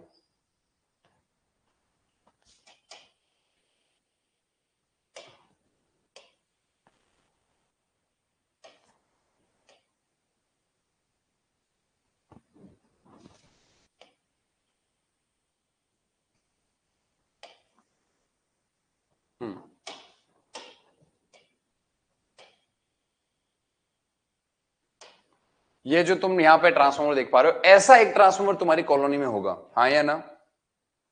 देखा है तुमने ऐसा कोई ट्रांसफॉर्मर तुम्हारी कॉलोनी में? अच्छा फोटो चाहिए कोई इससे भी? ठीक है, मान लो तुम गांव में रहते हो, मान लो कहां रहते हो? गांव में रहते हो। ठीक है सर, गांव में रहते तो नहीं है पर आप कहते हो तो मान लेते हैं कि हम गांव में रहते हैं। तो मान लो कि तुम गांव में रहते हो। हाँ सर मान तो लिया एक बार, कितनी बार माने? एक बार और मान लो। ठीक है, कब तक मानना है? जब तक मेरे को फोटो नहीं मिल जाता। मिल गया। ये देखो विलेज डिस्ट्रीब्यूशन ट्रांसफॉर्मर, इस तरीके का डिस्ट्रीब्यूशन ट्रांसफॉर्मर आपके अपने गांव के अंदर आपको देखने को मिलता है। मिलता है कि नहीं मिलता है? बताओ मुझे जल्दी से। ऐसे ट्रांसफॉर्मर आपने देखे होंगे अपने गांव में। तो ये जो ट्रांसफॉर्मर है ये वाले ट्रांसफॉर्मर है जो यहां कनेक्टेड है। इस जगह पर ट्रांसफॉर्मर कनेक्टेड होता है। इसको कहा जाता है डिस्ट्रीब्यूशन ट्रांसफॉर्मर। बहुत ही भयंकर कंसेप्ट सीखने वाले ध्यान से देखना। ये डिस्ट्रीब्यूशन ट्रांसफॉर्मर ये रहा यहां पर, जो आप ये डिस्ट्रीब्यूशन ट्रांसफॉर्मर देख रहे हैं, इसका कनेक्शन भी होता है। इसको हम डेल्टा स्टार में जोड़ते हैं, डेल्टा स्टार में जोड़ते हैं। ये ट्रांसफॉर्मर यही वाला होता है, इन्हीं ट्रांसफॉर्मर्स को कहा जाता है।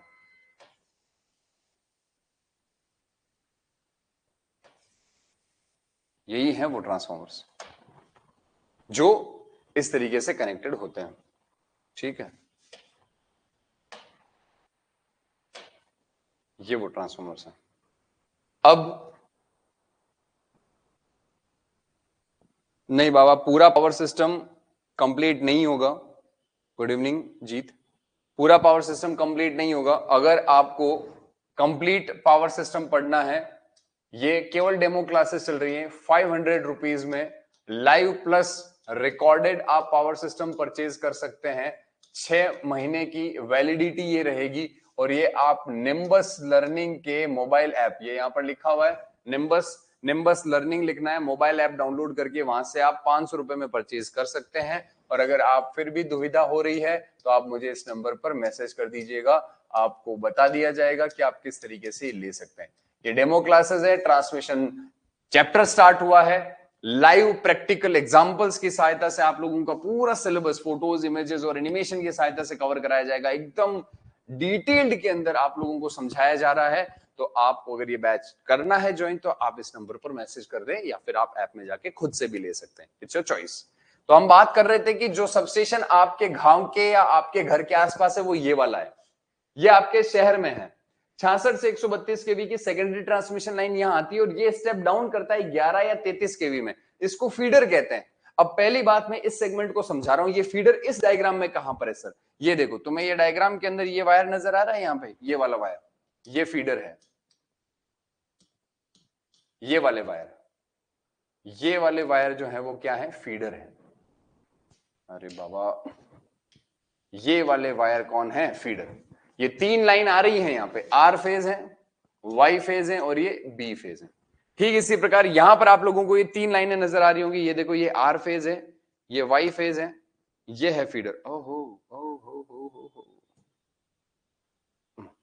चलो, ये है आपका फीडर, ये वाला जो इनपुट में आ रहा है।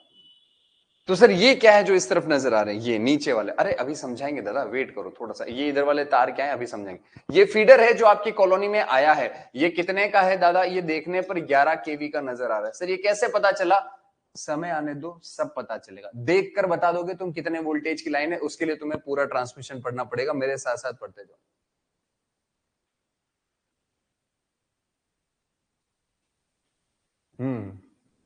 इसीलिए मैं तुम्हें कहता हूं ना यार, तुम लोग मेरी तरफ से बोल दिया करो बैच के अंदर बात ये वाली कि भाई हाँ सर ने ये बोल रखा है, ऐसे ऐसे आप ले सकते हो। ये इन्फॉर्मेशन मेरी तरफ से तुम कमेंट में डाल दिया करो बाबा। चलिए, तो ये जो ट्रांसफॉर्मर है इसमें इनपुट, ये ट्रांसफॉर्मर में इनपुट लाइन कहां से आई? फीडर से आई। इस ट्रांसफॉर्मर में इनपुट लाइन कहां से आई? फीडर से आई।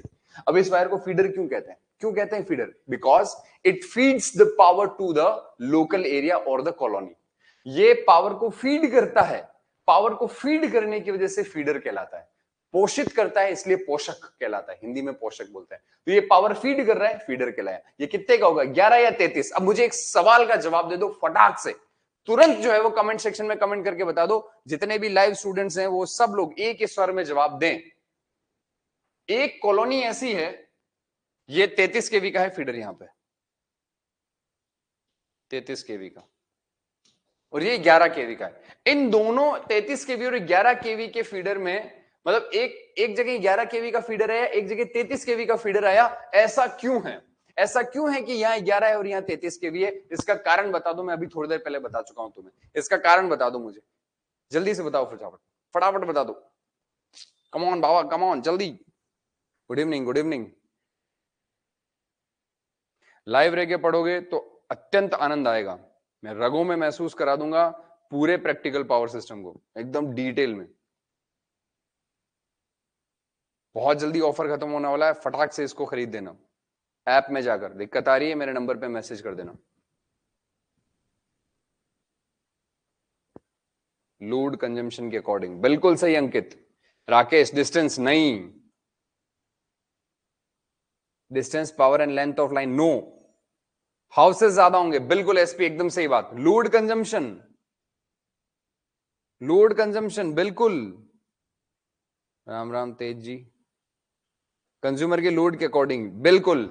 ये जो 11 केवी का फीडर आ रहा है ना, ये जिस गांव को सप्लाई कर रहा है उस गांव की कंजम्पशन कम है, तो पावर कंजम्पशन कम है तो वोल्टेज भी कम। अभी सिखाया था और इसका पावर कंजम्पशन ज्यादा है, तभी वोल्टेज क्या दिया गया है, ज्यादा। तो 33 केवी का जो फीडर दिया है उसके अंदर गांव में कंजम्पशन ज्यादा होगा, 11 केवी वाले में कम होगा। और इसको मैं प्रूव करूंगा, इसी डायग्राम में प्रूव करूंगा। ध्यान से देखना प्रैक्टिकली क्या होता है। देखो ये वायर तो समझ में आ गया, फीडर इस डायग्राम के अंदर कहां पर है। अब मैं बात कर रहा हूं इस डिस्ट्रीब्यूशन ट्रांसफार्मर की। ये जो ट्रांसफार्मर यहां पर कनेक्टेड है, दोनों इन ट्रांसफार्मरों का कनेक्शन डेल्टा स्टार है। और ये अपने आप में बहुत महत्वपूर्ण बात है, ये अपने आप में एक बहुत महत्वपूर्ण बात है।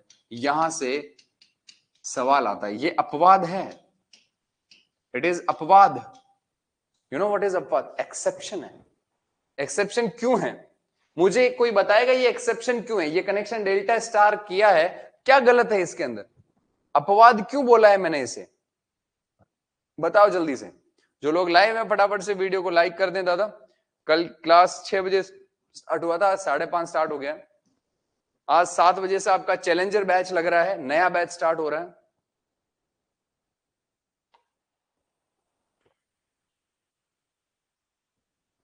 न्यूट्रल प्रोवाइड करता है? नहीं, बिल्कुल नहीं। कारण मुझे ये बताओ कि ये मैंने अपवाद क्यों लिखा है।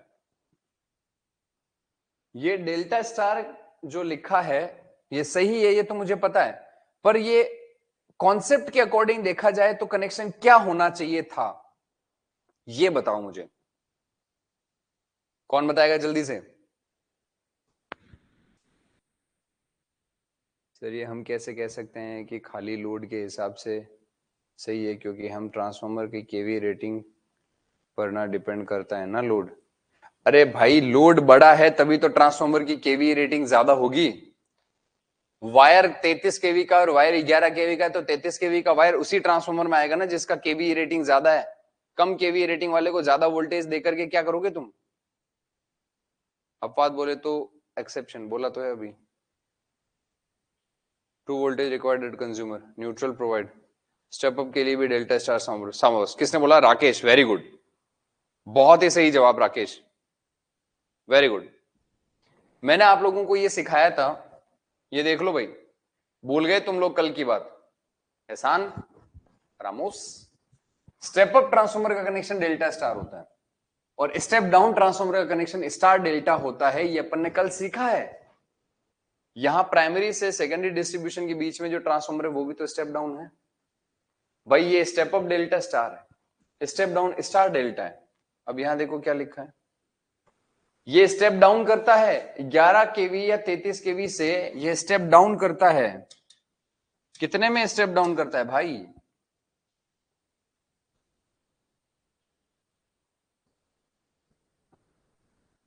तो ये स्टेप डाउन करता है 400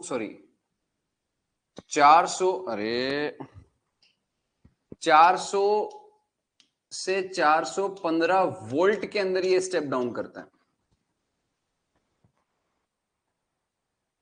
तो जब स्टेप डाउन कर रहा है तो स्टेप डाउन का कनेक्शन तो स्टार डेल्टा होना चाहिए था। ये नहीं करके ये डेल्टा स्टार क्यों किया गया, ये पूछना चाह रहा था मैं कि सर ये अपवाद आप इसलिए बोल रहे हैं क्योंकि एक्चुअल में ये स्टेप डाउन ट्रांसफार्मर है और इसका कनेक्शन कॉन्सेप्ट के अकॉर्डिंग जो हमने कल पढ़ा है स्टार डेल्टा होना चाहिए, जबकि ये स्टार डेल्टा नहीं होकर के डेल्टा स्टार है। तो ये अपवाद ही तो हुआ, एक्सेप्शन ही तो हुआ। अब अपन इसका कारण जानते हैं, कारण जानने की कोशिश करते हैं कि यहां डेल्टा और यहां पर स्टार क्यों है, हम इसको डेल्टा में और इसको स्टार में क्यों जोड़ें। तो देखो यहां पर जो है प्राइमरी साइड में डेल्टा है यानी कि हाई वोल्टेज साइड और लो वोल्टेज साइड में स्टार है। इसका कारण यह है कि यहां इस डायग्राम में देखो, जरा ध्यान से देखना, इस डायग्राम में आपको नजर आ रहा होगा, अगर आप थोड़ी सी क्वालिटी बढ़ाओगे अपने वीडियो की आपको पक्का दिखेगा। फीडर से ये वायर यहां पर आया, ये यहां पर आइसोलेटर लगा हुआ है। फीडर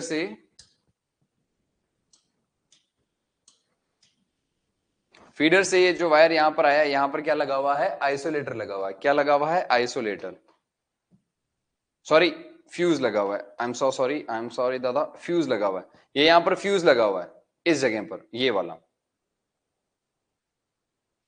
ये फ्यूज लगे हुए हैं। और फिर यहां से ये ट्रांसफार्मर में सप्लाई गई है, ये आपका डिस्ट्रीब्यूशन ट्रांसफार्मर है। ये स्टेप डाउन करके देखो इस तरफ पीछे की तरफ ये वायर गए हुए हैं। ये तीन यहां पर जो वायर है ना, ये आर वाई बी और एक न्यूट्रल वायर है। 4 वायर है टोटल, 4 वायर्स, 4 वायर है यहां पर। और ये 4 वायर जो है वो किसके हैं? आर वाई बी और न्यूट्रल के हैं। आर वाई बी और न्यूट्रल के हैं, इसका मतलब जो स्टेप डाउन होकर के यहां पे सप्लाई गई है, ये यहां पर जो है, ये यहां पर 3 फेज 4 वायर सिस्टम बनाता है। कौन सा सिस्टम बनाता है? 3 फेज 4 वायर सिस्टम। सो ये 4 वायर किसको रिप्रेजेंट करता है? 4th वायर किसको रिप्रेजेंट करता है? To provide neutral, to provide neutral. Neutral provide करने के लिए चौथा वायर यूज किया है। अब तुम कहोगे सर न्यूट्रल क्यों दिया? न्यूट्रल इसलिए दिया क्योंकि आपका कोई लोड ऐसा है जो बहुत बड़ा है, तो आप 400 वोल्ट की सप्लाई दे दो। आप 3 फेज दोगे, एक न्यूट्रल दोगे, जैसा आप हमेशा करते आए हो। आप तीनों फेज देते हो किसी भी कंज्यूमर को। पर कोई कंज्यूमर बहुत छोटा है, तुम्हारा घर, तुम्हारा कमरा, तुम जिस कमरे में रह रहे हो क्या चलाते हो? एक पंखा और एक ट्यूबलाइट। तो एक पंखे और एक ट्यूबलाइट के लिए 3 फेज कनेक्शन लोगे क्या? नहीं, तुम सिंगल फेज कनेक्शन लोगे। अब तुम जो सिंगल फेज कनेक्शन ले रहे हो, ये देखो यहां कितने तार नजर आ रहे हैं? यहां कितने तार नजर आ रहे हैं तुम्हें? यहां 2 वायर हैं, एक फेज है और दूसरा न्यूट्रल है। 2 वायर यहां पर बनाए गए हैं। ये किस सप्लाई को रिप्रेजेंट कर रहा है? सिंगल फेज सप्लाई को रिप्रेजेंट कर रहा है। तो यहां से 2 वायर जो इधर जा रहे हैं वो एक फेज और एक न्यूट्रल दे रहा है। यहां से 4 वायर जो इधर जा रहे हैं वो 3 फेज और एक न्यूट्रल दे रहा है। और यहां से देखो, आपको दिख नहीं रहा होगा इमेज के अंदर, क्योंकि आपकी क्वालिटी आपने इमेज की कम कर रखी होगी, है ना? बिल्कुल, आज क्लास 5:30 ही शुरू हो गई थी दादा।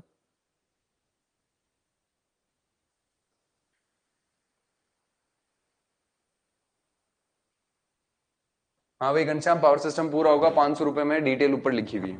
तो ये जो पीछे की तरफ वायर है, ये भी 3 फेज 4 वायर है। ये पीछे की तरफ वायर जा रहे हैं, ये देखो पीछे, तो देखो इस ट्रांसफॉर्मर के पीछे की तरफ 4 वायर जा रहे हैं। ये भी सेम आर वाई बी और न्यूट्रल है, और ये यहां पर भी सेम आर वाई बी और न्यूट्रल है। मतलब कि 3 फेज 4 वायर सिस्टम है। अगर आपको एक सिंगल फेज कंज्यूमर को सप्लाई देनी है तो एक फेज और एक न्यूट्रल दे दो, और अगर बड़े कंज्यूमर को सप्लाई देनी है तो आप 3 फेज दे दो। सर इसका मतलब ये हुआ कि आप लोग डिस्ट्रीब्यूशन में भी 2 तरीके के लोड बांट के रखे हो। 400 वोल्ट दोगे तो 3 फेज सप्लाई, और अगर आप सिंगल फेज दोगे तो 230 वोल्ट की सप्लाई जाएगी और कंज्यूमर को यहां से पावर मिल जाएगी। क्लियर? फिर ये डेमोस्ट्रेशन बंद नहीं होना चाहिए। बिल्कुल बंद नहीं होगा, केवल 500 रुपए लगेंगे। ये डेमोस्ट्रेशन बंद नहीं होगा। आपको इतना आनंद आ रहा है, अगर आपको ये लग रहा है कि अरे वाह क्या बात है सर, पूरा एकदम प्रैक्टिकल पावर सिस्टम खोल के रख दिया है, तो ये डेमोस्ट्रेशन बिल्कुल बंद नहीं होगा। सिर्फ 500 रुपए में आप ये कोर्स परचेज कर लीजिए और आप 6 महीने तक लगातार डेमो लेते रहिए, बिल्कुल सुखद वातावरण में, निम्बस लर्निंग की मोबाइल ऐप पर। क्लियर? चलिए, तो दादा ये डायग्राम समझ में आ रहा है कि नहीं आ रहा है? एक बार मुझे थम्स अप करके बताओ तो सही कि हाँ ये समझ में आ रहा है, हम रिलेट कर पा रहे हैं, हमने ऐसा देखा है। बोलो भाई। ये देखो, समझे? तो ये वायर सिंगल फेज वाले फेज और न्यूट्रल को रिप्रेजेंट करेंगे, और ये वायर 3 फेज 4 वायर है, 3 फेज 4 वायर जो है ये आर वाई बी और न्यूट्रल को रिप्रेजेंट करेंगे। ये यहाँ फ्यूज लगा हुआ, ये फीडर है, तो ये फीडर आपकी कॉलोनी में आया, कॉलोनी में ट्रांसफॉर्मर से स्टेप डाउन हुआ, सिंगल फेज कंज्यूमर के लिए 2 तार भेज दिए और 3 फेज कंज्यूमर के लिए 4 तार भेज दिए। इसका वोल्टेज 400 वोल्ट होगा लाइन टू लाइन, और यहां पर 2 ही तार हैं तो लाइन टू न्यूट्रल वोल्टेज होगा 230 वोल्ट। तो इस कंज्यूमर के लिए वोल्टेज कितना है? इस कंज्यूमर के लिए वोल्टेज है 230 वोल्ट, और इस कंज्यूमर के लिए वोल्टेज कितना है? इस कंज्यूमर के लिए वोल्टेज है 400 वोल्ट। आगे बात समझ में? यस और नो? क्लियर है सबको? बिल्कुल। अब कोई भी ट्रांसफॉर्मर रास्ते में दिखे तुम्हें तो तुरंत जाकर के उससे बात कर लेना।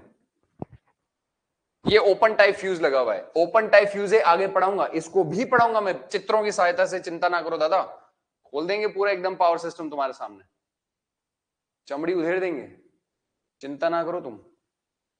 तो ये स्टार में क्यों जोड़ा? सर स्टार डेल्टा होना चाहिए था। देखो ध्यान से देखना, अब मैं वापस थ्योरी पे आ रहा हूं। ये स्टार डेल्टा होना चाहिए था, डेल्टा की जगह स्टार करने का कारण समझ में आ गया? यस सर, न्यूट्रल चाहिए, न्यूट्रल में फिजिकली वायर होना चाहिए, और उस वायर के लिए स्टार कनेक्शन चाहिए क्योंकि स्टार में न्यूट्रल होता है। ठीक है, ये कंसेप्ट क्लियर हो गया सर। ये वाला कंसेप्ट क्लियर करो जरा। ये स्टार में होना चाहिए था, क्यों? क्योंकि ये हाई वोल्टेज की साइड है, ट्रांसफॉर्मर की high voltage side. High voltage मतलब स्टार, लो वोल्टेज मतलब डेल्टा। तो ये स्टार होना चाहिए था, इसको डेल्टा क्यों किया? इसका कारण भी मैं यहां पर लिख दे रहा हूं। इसका कारण है टू रिमूव हार्मोनिक्स। क्या रिमूव करने हैं? हार्मोनिक्स। दादा प्रैक्टिकली पावर सिस्टम आपके सामने मैं थ्योरी के साथ लेकर के आया हूं, बिल्कुल। और जितनी सपोर्ट और मेहनत आप दिखाओगे उससे 4 गुना ज्यादा मैं दिखाऊंगा, आप उसकी चिंता बिल्कुल ना करें।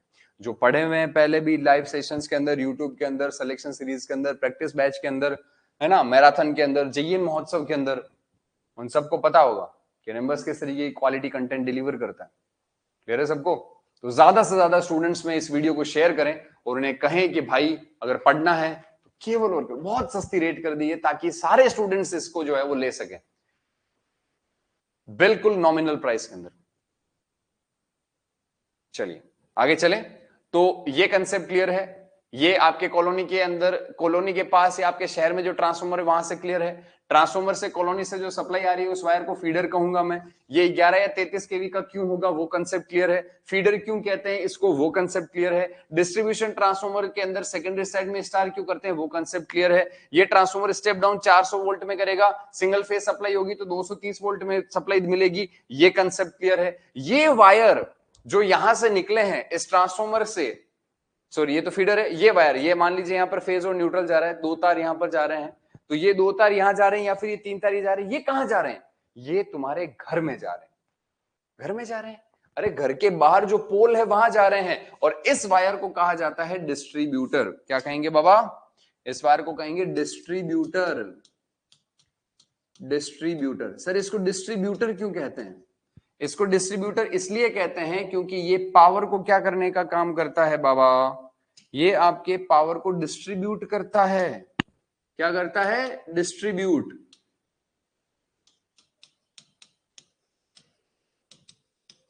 Distributor, distributor. तो ये पावर को डिस्ट्रीब्यूट करता है, इसलिए नाम क्या पड़ता है? डिस्ट्रीब्यूटर नाम पड़ता है। तो ये डिस्ट्रीब्यूटर हो गया। ये डिस्ट्रीब्यूटर आपके कॉलोनी के अंदर, अब जैसे ये आर फेज का चला गया, ये वाई का चला गया, और ये बी फेज इस तरफ आ गया। अब ये तुम्हारा घर है, तुम्हारी कुटिया है, तुम्हारी खोली है, ये मान लो तुम्हारी कुटिया है, यहाँ पे इस जगह बनी हुई है, और ये उसका घर है जो इस जगह बना हुआ है। थोड़ा तिरछा बना देते हैं। तो तुमने अपने घर में यहां से कनेक्शन लिया और उसने भी अपने घर में यहां से कनेक्शन लिया। तो जिस वायर की सहायता से,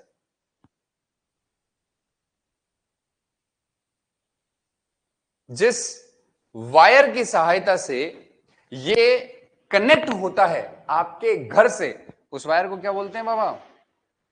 जल्दी से बताओ मुझे, इस वायर को क्या कहेंगे? इस वायर को कहते हैं सर्विस मेंस। क्या कहते हैं इसको? सर्विस मेंस कहते हैं। क्या बोलते हैं इसको? सर्विस मेंस कहते हैं। आई बात समझ में? क्लियर है सबको? इसको क्या बोलते हैं? Service mains. जो आपके घर में सप्लाई, मतलब कि बाहर खंबे से वायर के थ्रू आप सप्लाई अपने एनर्जी मीटर में लाते हो। कहां लेके आते हो? एनर्जी मीटर में। यही नहीं, अभी और सुनिए, सुनते रहिए इसको। ये जो तुम्हारा घर है, इस तुम्हारे घर में सर्विस मेंस में, सर्विस मेंस से सप्लाई कहां आई? तुम्हारे एनर्जी मीटर में। एनर्जी मीटर में। तो ये मान लीजिए एनर्जी मीटर है, यहां पर कौन सा मीटर है? Energy meter.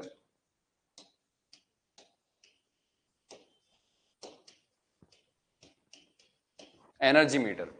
तो तुम्हारे कमरे के अंदर बाहर कोई एनर्जी मीटर लगा हुआ होगा। अब सप्लाई जनरेटिंग स्टेशन से तुम्हारे घर में, तुम्हारे कमरे के बाहर आ चुकी है बाबा, गेट खोलो, उसे गले लगा लो।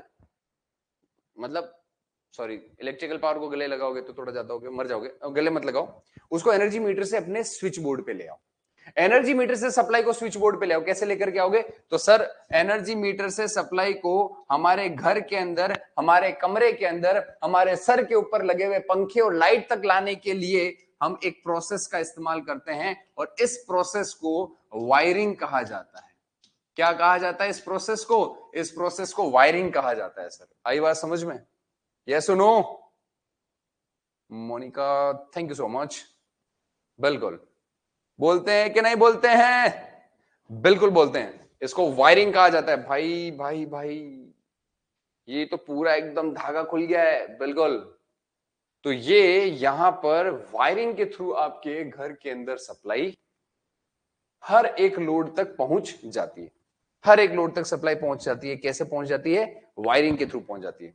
और मैंने आपको क्या कहा था कल की क्लास में? मैंने आपको प्रॉमिस किया था, मैंने कहा देखो भाई, पावर जनरेटिंग स्टेशन से होते हुए और तुम्हारे घर के अंदर, तुम्हारे कमरे में तुम्हारी लाइट जो लगी हुई वहां तक कैसे आएगी, इस पूरे सीक्वेंस को मैं एक्सप्लेन करने वाला हूं। ये सीक्वेंस यहां पर समाप्त होता है। क्लियर है सबको? थम्स अप कर दो एक बार फटाफट से, अगले कॉन्सेप्ट पे चलते हैं। अभी कॉन्सेप्ट खत्म नहीं हुआ है।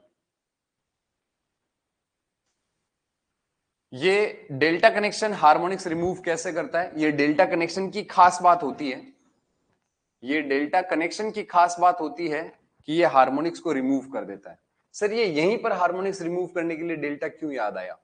वो इसलिए याद आया दादा कि यहां पर आप सिंगल लाइन डायग्राम के अंदर देखते हैं, जितने भी कंज्यूमर को सप्लाई मिलती है, जैसे ये 132 केवी की सप्लाई दे रहे हैं, तो इसने रिसीविंग एंड पर एक ट्रांसफार्मर लगाया होगा।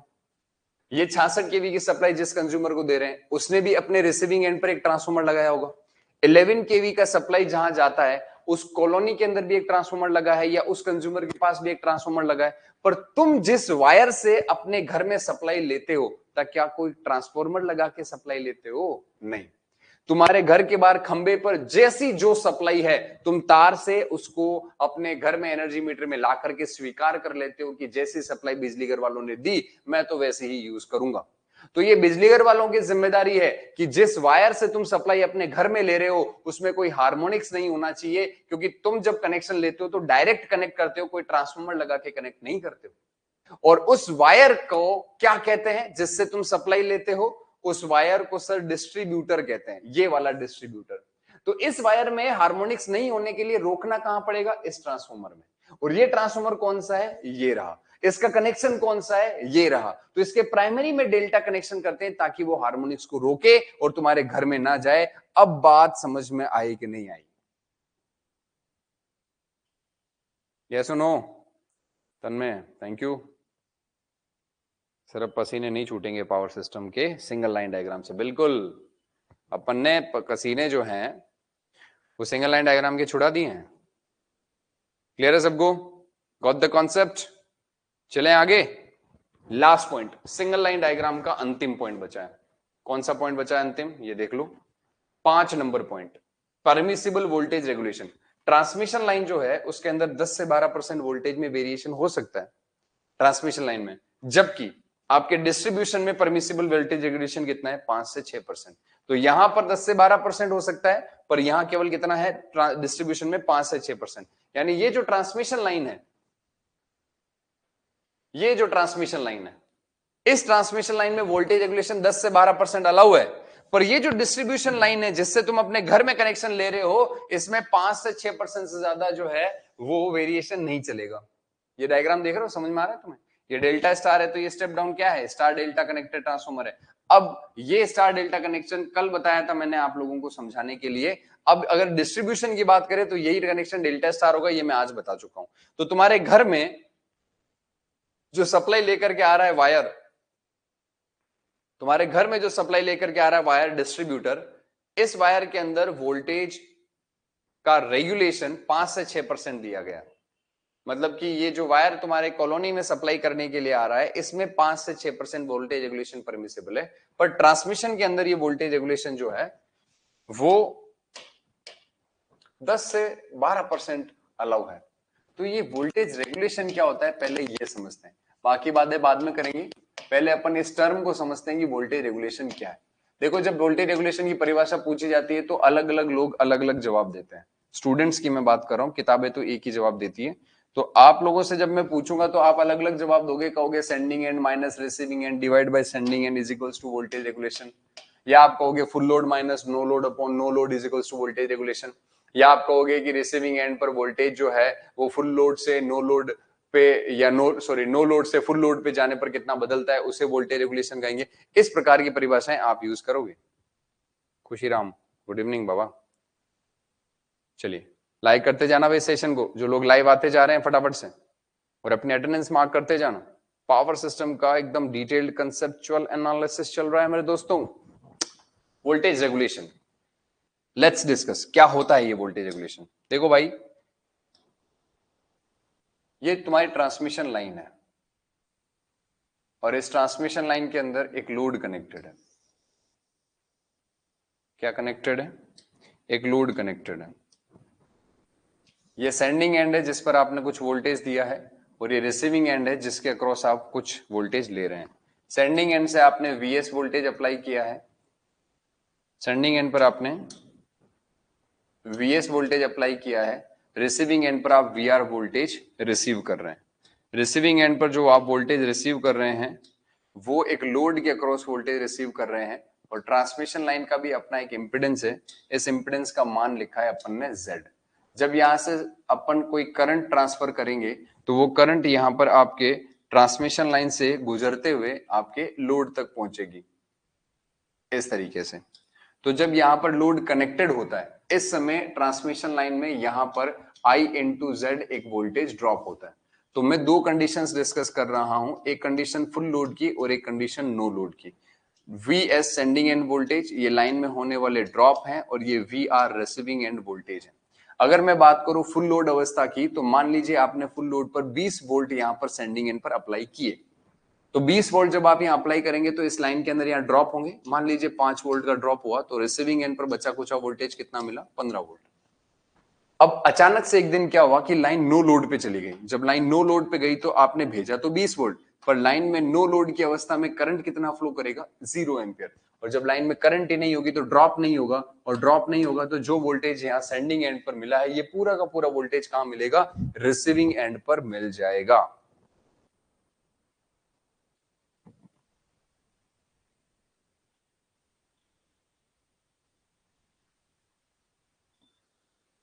सर पराठा खा लो, पैक करके भेज दे बाबा, है ना।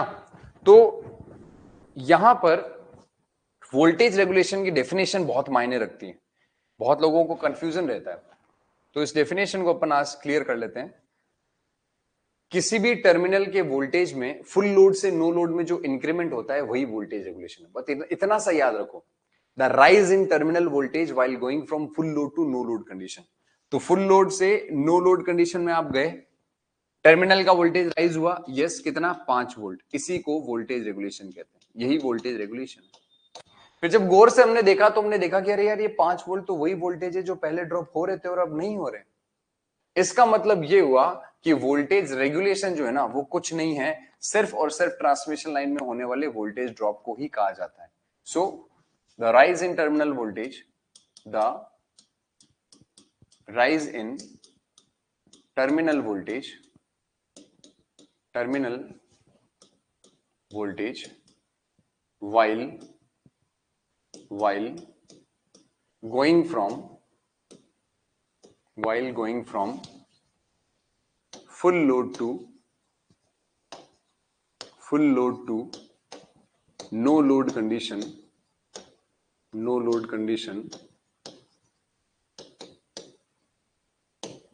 is known as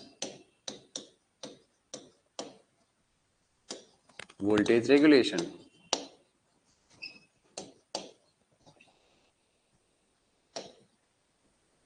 और यहां से हमने क्या सीखा कि वोल्टेज रेगुलेशन कुछ नहीं, बस लाइन में होने वाले वोल्टेज ड्रॉप को ही कहते हैं।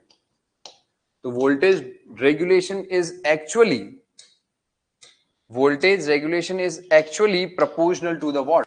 Voltage drop in the line. Voltage drop बढ़ेंगे, वोल्टेज रेगुलेशन बढ़ेगा। अब मैं अगर तुमसे पूछूं कि आइडियल वोल्टेज रेगुलेशन फिर कितना होना चाहिए, तो क्या जवाब दोगे?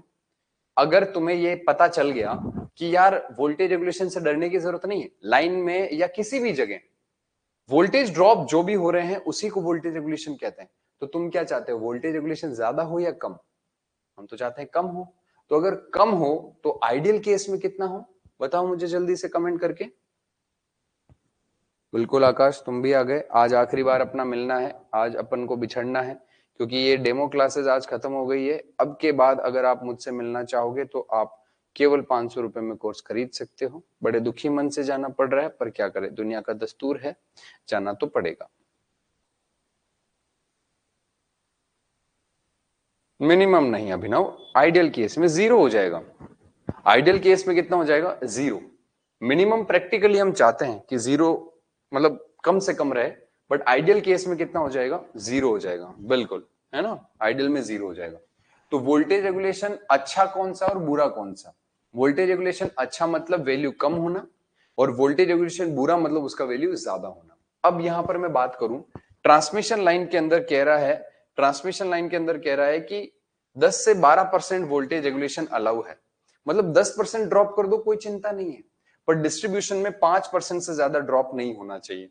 मतलब कि ये वाला जो वायर है आपका, जो वायर आपकी कॉलोनी में सप्लाई लेकर के आ रहा है, ये वाले जो वायर हैं, ये वाले वायर जिनसे तुमने अपने घर में कनेक्शन लिया है और उसने भी अपने घर में कनेक्शन लिया है, इस वायर में अगर वोल्टेज ड्रॉप 5% से ज्यादा हो गया तो नहीं चलेगा। क्यों? कारण क्या है सर इसका? देख भाई, इस वायर में वोल्टेज अगर कम आया तो तुम तो इसी वायर से कनेक्शन अपने घर में ले रहे हो, वायर में वोल्टेज कम है तो तुम्हारे घर में भी क्या रहेगा? कम। तो तुम कुछ कर पाओगे? तुम वोल्टेज अपने अपनी तरफ से बढ़ा पाओगे? नहीं। तो तुम्हें प्रॉपर 230 वोल्ट सप्लाई देने की जिम्मेदारी किसकी? बिजली घर की, सब स्टेशन की। तो अगर उस लाइन में ड्रॉप ज्यादा होगा तो सप्लाई प्रॉपर आएगी? नहीं। तो नियम बना दिया गया कि ये जो वायर है जिससे कंज्यूमर डायरेक्ट कनेक्शन लेता है, 5% से ज्यादा ड्रॉप नहीं होना चाहिए, क्योंकि कंज्यूमर पैसा देता है इस बात का। समझ गए इस बात को? सर मैंने ऑलरेडी ले लिया उड़ान, ओनली एंड ओनली आपसे पढ़ने के लिए। क्या बात कर रहा है भाई, गजब। क्यों भाई? केवल मुझसे पढ़ना है तो 500 रुपए में सब्जेक्ट पे ले सकते थे पावर सिस्टम बाबा। Love you Aakash. चलो आगे चले। तो अगर मैं यहां पर आपसे ये कहूं कि तुम जिस वायर से कनेक्शन ले रहे हो उसमें लो वोल्टेज आए, तो तुम्हारे हाथ में तो कुछ भी नहीं है। तो कंज्यूमर के लिए नियम बना दिया गया कि भाई इस वायर में आपको 5% से ज्यादा ड्रॉप देखने को नहीं मिलेगा, ये हमारी जिम्मेदारी कि हम आपको अच्छा वोल्टेज दें। तो सर फिर ट्रांसमिशन में लोड नहीं है क्या? वहां पर ड्रॉप ज्यादा कर दिया तो कोई दिक्कत नहीं है क्या? नहीं, नहीं है। क्यों नहीं है? वो इसलिए नहीं है क्योंकि ट्रांसमिशन के अंदर आप देख पा रहे हैं डायरेक्ट कोई लोड कनेक्ट नहीं होता है। ट्रांसमिशन लाइन से किसी ने लोड कनेक्ट करके अपने घर में सप्लाई ली है क्या? नहीं। ट्रांसमिशन लाइन से एक सबस्टेशन आएगा प्रॉपर। ट्रांसमिशन लाइन से अगर किसी कंज्यूमर को भी सप्लाई जा रही तो वो स्टेप डाउन करेगा, और जब वो स्टेप डाउन करेगा तो मान लो लाइन में वोल्टेज ड्रॉप ज्यादा हो गए, तो वो वोल्टेज को स्टेप डाउन करने के दौरान थोड़ा कम स्टेप डाउन करेगा ताकि वो वोल्टेज ड्रॉप कंपनसेट हो सके। इस वजह से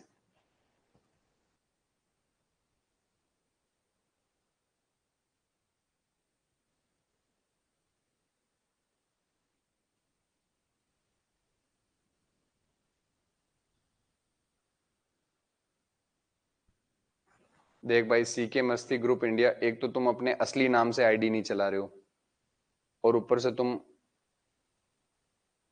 नाम के जैसा ही कमेंट भी कर रहे हो, है ना। लाइट डिम हो जाती है वोल्टेज की वजह से, बिल्कुल तन में एकदम सही कह रहे हो, है ना।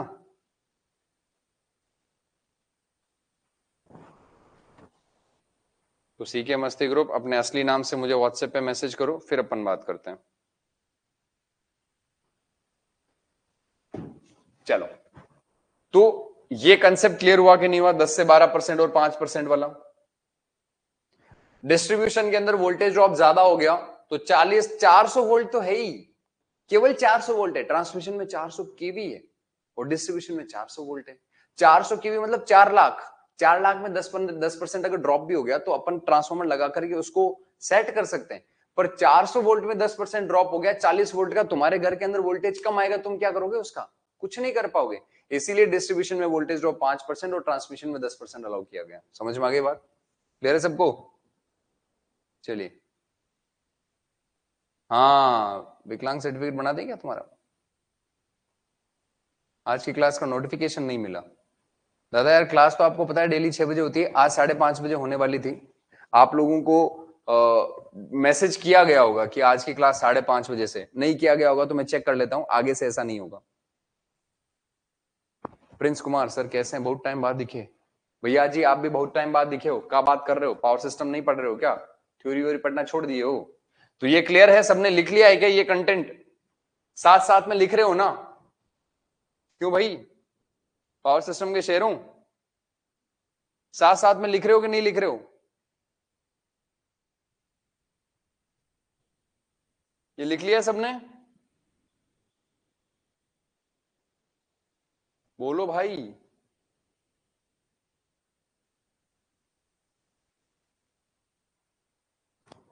मैं बहुत अच्छा हूं प्रिंस, तुम कैसे हो? वैसे समय हो चला है, यहां पर आपका सिंगल लाइन डायग्राम कंप्लीट होता है।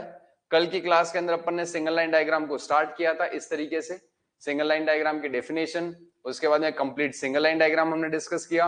1 और 2 नंबर पॉइंट को कल की क्लास में अपन ने डिटेल में डिस्कस किया था, जनरेशन को, स्टेप अप ट्रांसफॉर्मर को। और आज की क्लास के अंदर अपन ने यहां पर 3 नंबर पॉइंट प्राइमरी ट्रांसमिशन को डिस्कस किया, 3 नंबर पॉइंट प्राइमरी ट्रांसमिशन को डिस्कस किया। उसके बाद अपन ने 4 नंबर पॉइंट डिस्ट्रीब्यूशन सेगमेंट को कंप्लीट डिस्कस किया, और उसके बाद 5 नंबर पॉइंट वोल्टेज रेगुलेशन को डिस्कस कर लिया।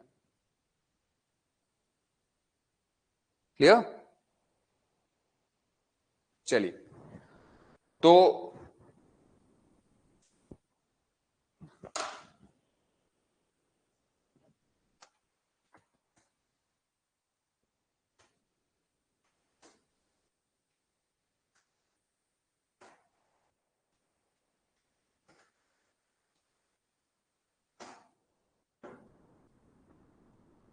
That's all from my side. यहां पर पावर सिस्टम के उड़ान बैच का जो डेमो है वो ओवर होता है।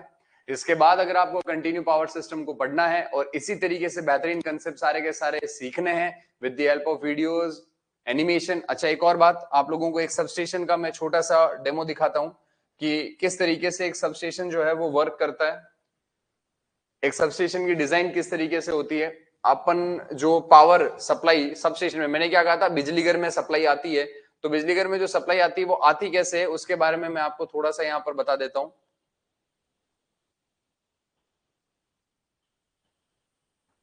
ये वाला तो ये है नहीं, ये वाला तो दूसरा है। इसके अगले वाला कौन सा है? ये तो अल्टरनेटर वाला है, ये रहा।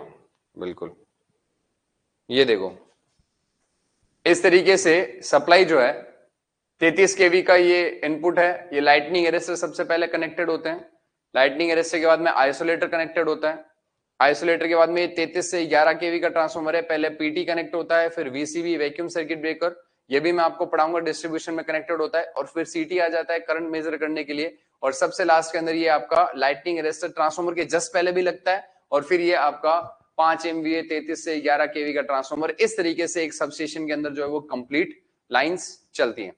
तो आप लोगों ने सबस्टेशन ट्रेनिंग सेशन के दौरान विजिट भी किया होगा, बिल्कुल। तो उस ट्रेनिंग सेशन में आप लोगों ने इस तरीके से सारा सबस्टेशन देखा होगा। तो जो सबस्टेशन जिसकी मैं बात कर रहा था कि आपके घर के आसपास या आपके गांव में होगा, वो यही वाला सबस्टेशन होता है।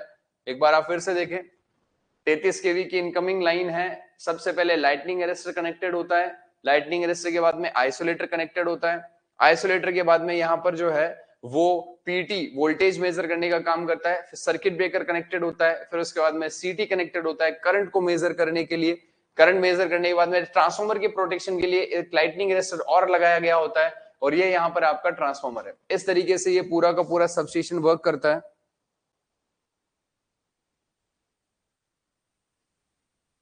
क्लियर?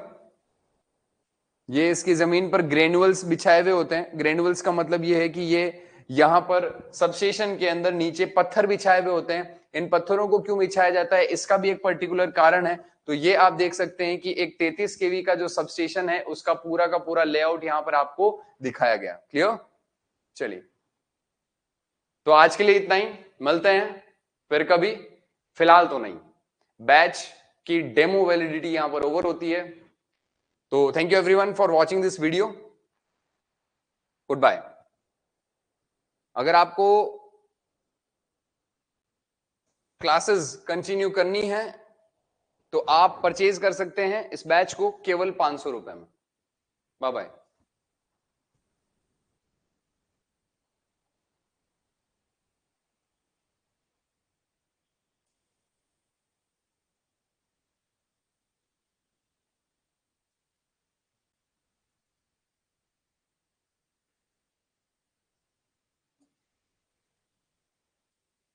हाँ भाई, तुम्हें कहीं नहीं जाना है, क्लास अभी है। यूट्यूब पे खत्म हुई है क्योंकि चैलेंजर बैच स्टार्ट होने वाला है, उसके अंदर आपकी क्लास अभी चलेगी 7:30 बजे तक, है ना। तो अपन को पढ़ना है अभी अगला हेडिंग, जाना नहीं है कहीं पर। चलिए,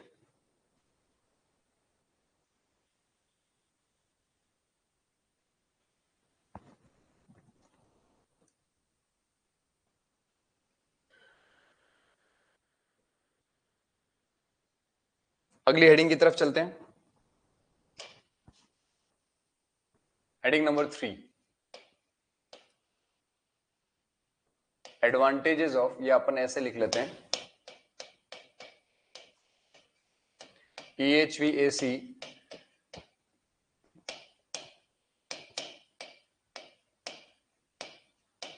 ट्रांसमिशन।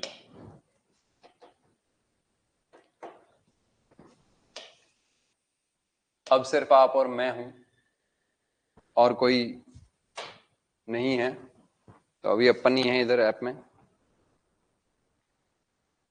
कल से टाइम 6 से 8 ही रहेगा। आज टाइम वो चैलेंजर बैच की वजह से चेंज हुआ था,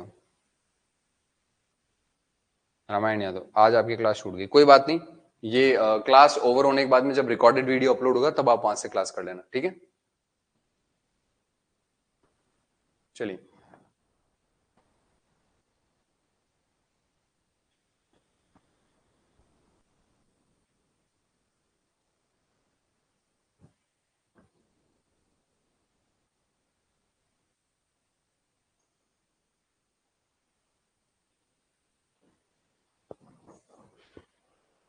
बात करते हैं extra high voltage AC transmission की। तो जब आप वोल्टेज को, बहुत ज्यादा हाई वोल्टेज को ट्रांसमिट करने के लिए, पावर को ट्रांसमिट करने के लिए जब आप एक्सट्रीमली हाई वोल्टेज को यूज करते हैं, तो उसके फायदे क्या क्या होते हैं।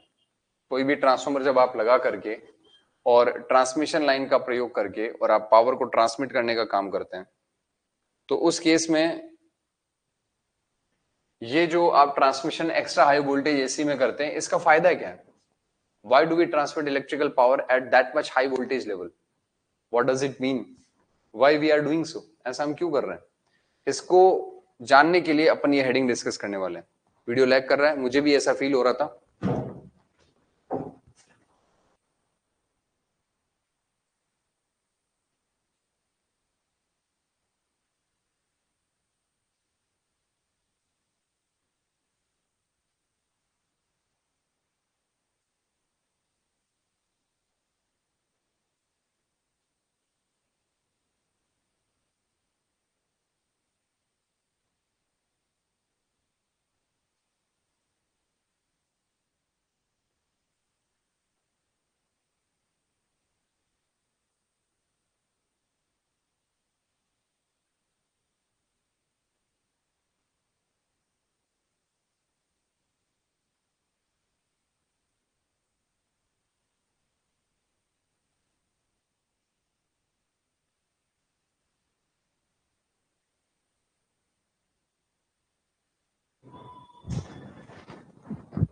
अभी भी अटक रहा है।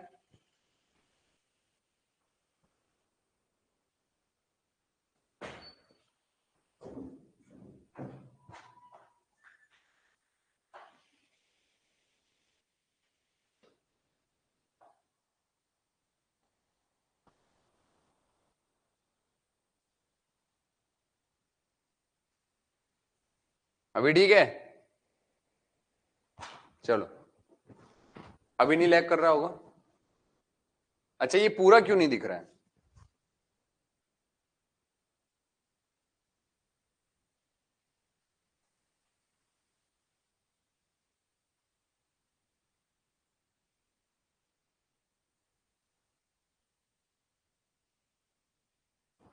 मैं सोचू मैं खड़ा इतना दूर हूं और इतना करीब कैसे दिख रहा हूं। अभी ठीक है, नजर आ रहा है तुम्हें कुछ? बिल्कुल आ रहा है, ठीक है। चलो आगे चलते हैं, आगे पढ़ते हैं, अपन क्लास को कंटिन्यू करते हैं। और ये लाइव रह के पढ़ा करो यार तुम। जितना लाइव रहोगे ना उतना ही ज्यादा आनंद आएगा, मैं तुम्हें बता देता हूँ। लाइव नहीं रहोगे, बाद में देखोगे अकेले में हंसोगे, कोई मतलब वाली बात है नहीं। ही करते रहोगे, 11 बजे घर वाले कहेंगे रात को पता नहीं किससे बात करके हंस रहा है, घर वाले और शक करेंगे। तो extra high voltage AC transmission के फायदे क्या है? Why do we step up the voltage level? इसका अपन ने टीजर देखा था कि भाई वोल्टेज को बढ़ाने से पावर लॉसेस कम हो जाते हैं और वोल्टेज ड्रॉप कम हो जाते हैं, इसीलिए अपन इसका यूज करते हैं। बट डिटेल के अंदर अपन समझते हैं इसको कि इसका कारण क्या है, इसको यूज करने का वजह क्या है। तो अपन एक डेरिवेशन के थ्रू जो है वो ये सारी चीजें समझने वाले हैं, कंप्लीट डेरिवेशन के थ्रू अपन ये सारी चीजें समझने वाले हैं। Sir please answer my question. हाँ भाई फरमाओ राहुल, क्या है सवाल? टाइप तो करो। तो यहां पर डेरिवेशन करने से पहले हमें मानना पड़ता है अजम्पशंस। हम अज्यूम करेंगे, तो late P is equals to V is equals to I is equals to R is equals to rho is equals to L is equals to A is equals to cos phi is equals to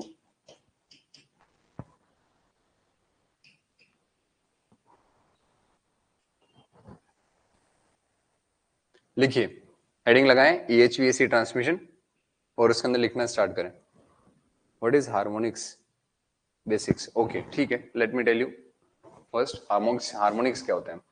देखिए दादा, मान लीजिए कि आपका ये fundamental है। अब तुम कहोगे सर फंडामेंटल क्या होता है? जो 50 हर्ट्ज फ्रीक्वेंसी होती है उसको फंडामेंटल फ्रीक्वेंसी कहते हैं, मूलभूत आवृत्ति। और इस 50 हर्ट्ज की फ्रीक्वेंसी के अंदर कोई ऐसा सिग्नल जो फंडामेंटल फ्रीक्वेंसी के एक साइकिल पूरे करने तक अपनी 3 साइकिल्स पूरी कर लेता है, ये थर्ड हार्मोनिक्स कहलाता है। फंडामेंटल ने कितने साइकिल पूरी की? 1। और इसने कितने साइकिल पूरी कर ली? 3। तो ये करेगा क्या? यहां पर आप देख पा रहे होंगे कि दोनों ही सिग्नल इंक्रीज कर रहे हैं, तो रिजल्टेंट बढ़ जाएगा। यहां दोनों सिग्नल एक दूसरे के अपोजिट है तो रिजल्टेंट रिड्यूस होगा। यहां दोनों सिग्नल फिर से पॉजिटिव में है तो रिजल्टेंट बढ़ेगा। यहां दोनों जीरो को क्रॉस ओवर कर रहे हैं। नेगेटिव में दोनों सिग्नल एक साथ है तो बढ़ेगा। ये पॉजिटिव और ये नेगेटिव में है तो ये सिग्नल यहां से रिड्यूस करेगा, और ये नेगेटिव में फिर से यहां पर सिग्नल इंक्रीज करेगा। तो जो एक्चुअल वेवफॉर्म येलो कलर की होने वाली थी वो येलो कलर की ना होकर के रेड कलर जैसी वेवफॉर्म हो जाती है। तो जितने हायर ऑर्डर के हार्मोनिक्स होते हैं, थर्ड है, फिफ्थ है, सेवंथ है, ये हमारे लिए खतरनाक होते हैं। इसके ऊपर हायर ऑर्डर के हार्मोनिक्स हमारे सिस्टम को ज्यादा फर्क नहीं महसूस करा, मतलब ज्यादा जो है वो हमारे सिस्टम को डिस्टर्ब नहीं करते। तो कोई भी अनवांटेड सिग्नल, अभी तक की क्लास छूट गई, कितना पेज छोड़ के लेके, पूरा ही बाद में लिख लेना भाई, अभी समझ लो फिर आराम से, है ना? आता क्यों है? देखो हार्मोनिक्स में थर्ड हार्मोनिक्स, फिफ्थ और सेवंथ हार्मोनिक्स ये क्या होते हैं और इनकी इक्वेशंस क्या होती है, ये तो आप सिग्नल सिस्टम के अंदर पढ़ते हैं। अपन केवल सिग्निफिकेंस समझ रहे हैं। अच्छा, आते क्यों है इसका कारण ये है, जैसे बिजली गिर गया उसकी वजह से कोई सर्ज आ गया, स्विचिंग की वजह से कोई मतलब कोई स्विचिंग की वजह से जो है वो सर्ज आ गया, तो ओवर वोल्टेज हो गया कहीं पर उसकी वजह से सर्ज आ गया। तो कोई भी आपका कोरोना है, कोरोना पावर लॉस की वजह से आपके ट्रांसमिशन लाइन में हार्मोनिक्स आ जाते हैं। इलेक्ट्रॉनिक डिवाइसेस जितनी भी पावर सिस्टम में जुड़ी हुई हैं वो हार्मोनिक्स पैदा करती हैं, तो उसकी वजह से भी ये जो हार्मोनिक्स है वो सिस्टम में आ जाते हैं। तो बहुत सारे कारण हो सकते हैं हार्मोनिक्स होने के। क्लियर है? चलिए, तो ये हार्मोनिक्स की बात हो गई। इसको मैं साइड में पटक देता हूं, तुम्हारे पास जब पीडीएफ आए तब तुम कोने में इसको बना लेना। इन्हीं हार्मोनिक्स को रिमूव करने के लिए जो है वो अपन ट्रांसफॉर्मर की प्राइमरी को डेल्टा में कनेक्ट करते हैं। बाद में देख लेना, इसको हार्मोनिक्स को मैंने साइड में पटक दिया। ठीक, extra high voltage AC transmission में ये अजम्पशंस हैं, इसमें ये क्या क्या है उसके बारे में आप लिखिए। Let P is equals to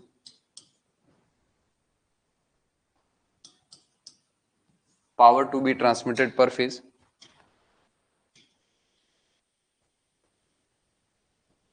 let P is equals to power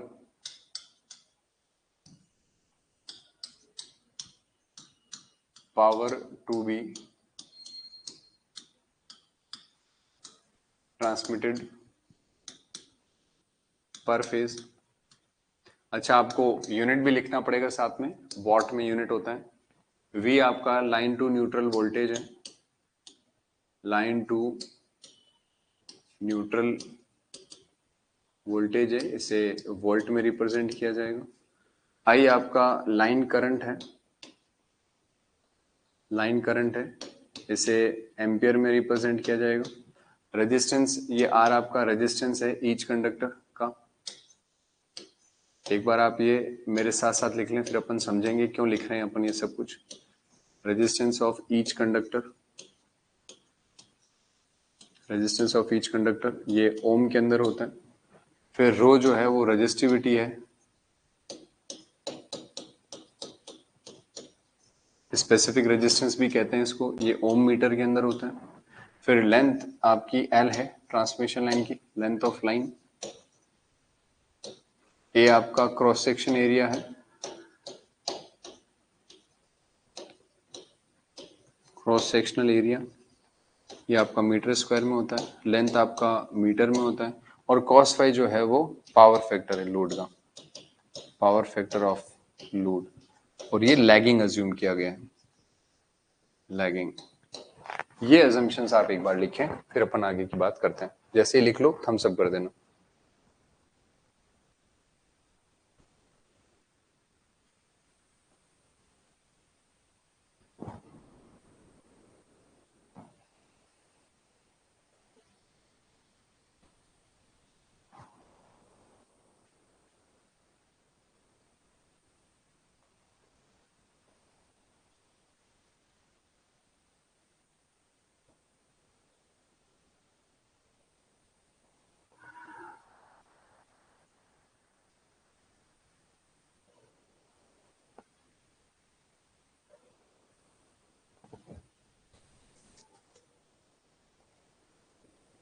okay, done. चलते हैं नेक्स्ट। अब मैं यहां पर डिस्कस करने वाला हूं एडवांटेजेस के बारे में। EHVAC ट्रांसमिशन क्यों करते हैं, इसके बहुत सारे फायदे होते हैं। अपन इसके फायदे डिस्कस करने वाले हैं, एडवांटेजेस।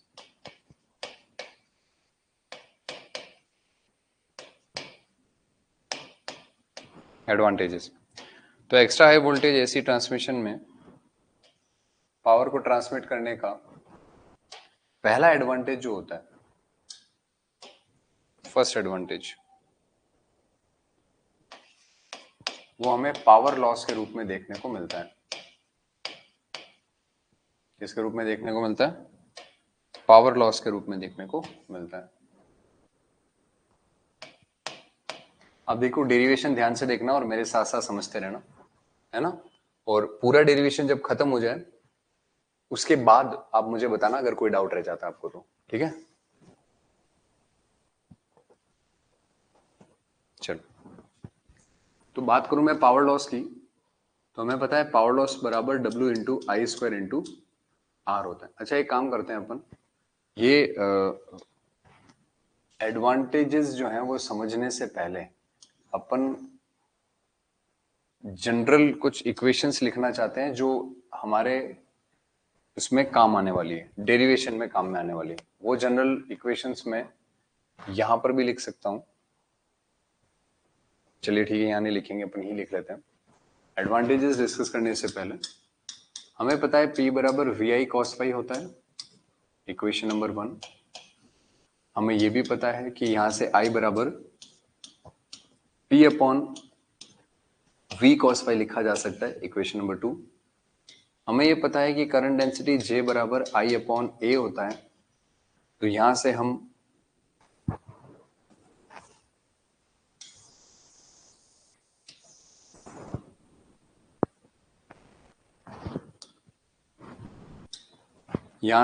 A का value P upon V cos phi into J लिख सकते हैं। कहां से? I का वैल्यू ऊपर से पुट कर दिया, P upon V cos phi, A उधर भेज दिया, J नीचे आ गया। क्लियर? और नेक्स्ट हमें पता है कि R बराबर रो एल अपॉन ए होता है, तो यहां से R का वैल्यू, रो एल तो एज इट इज है ही, A का वैल्यू अपन यहां पर पुट कर देंगे, तो ये हो जाएगा कितना, rho L V cos phi into J divide by P, equation number 4। Clear है सबको?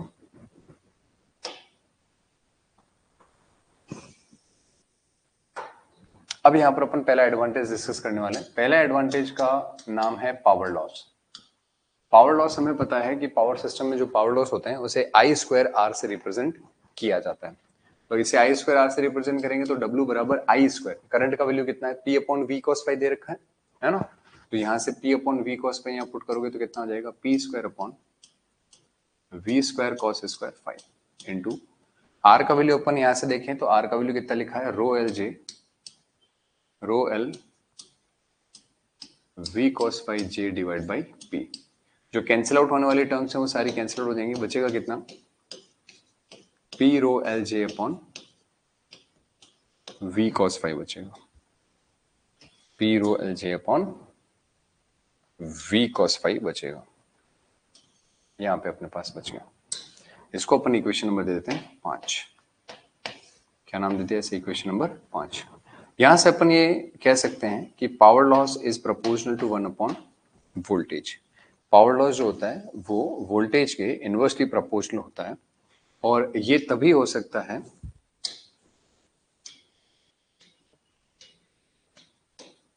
जब P rho L J cos phi ये सारे के सारे क्या होने चाहिए, कांस्टेंट होने चाहिए। अगर ये बाकी सारी टर्म्स कांस्टेंट है तो हम पावर लॉस को वोल्टेज के इनवर्सली प्रोपोर्शनल लिख सकते हैं।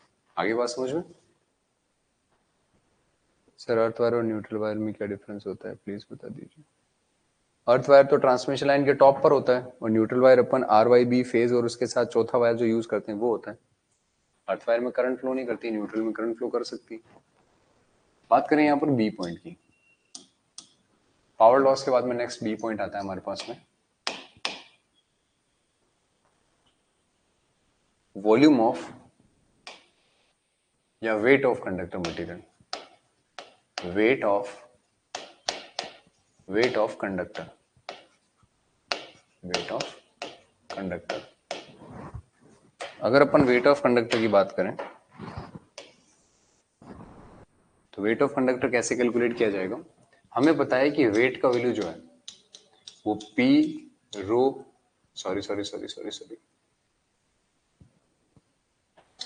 A into L into sigma होता है।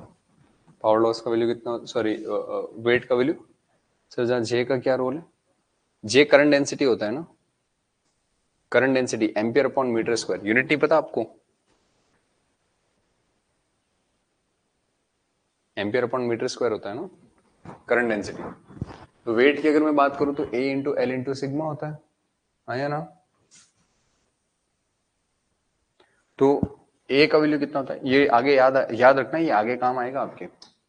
मीटर स्क्वायर में एरिया होता है, मीटर में लेंथ होती है, और किलोग्राम अपॉन मीटर स्क्वायर के अंदर, मीटर क्यूब के अंदर मटेरियल की डेंसिटी होती है। तो मटेरियल की डेंसिटी से ये वॉल्यूम कैंसिल आउट हो जाएगा तो क्या बचेगा, किलोग्राम बचेगा। यही अपना कॉन्सेप्ट है। तो यहां से अगर मैं वेट की बात करूं तो वेट बराबर एरिया का वैल्यू अपन यहां से फाइंड कर सकते हैं P upon V cos phi into J। ये मैंने लिख दिया P upon V cos phi into J।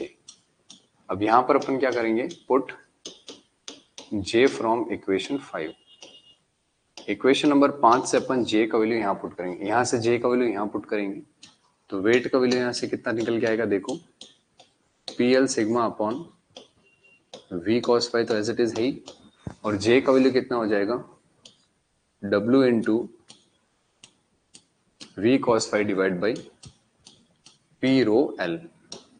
यहां से वेट का फाइनल एक्सप्रेशन निकलेगा P square rho L square sigma upon V square cos square phi into W। ये important है, ये आपको आगे काम आएगा, इसलिए आप इसको याद रखिएगा।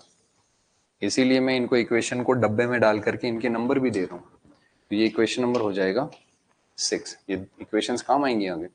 यहां से अपन ये लिख सकते हैं कि कंडक्टर का वेट चाहे वॉल्यूम हो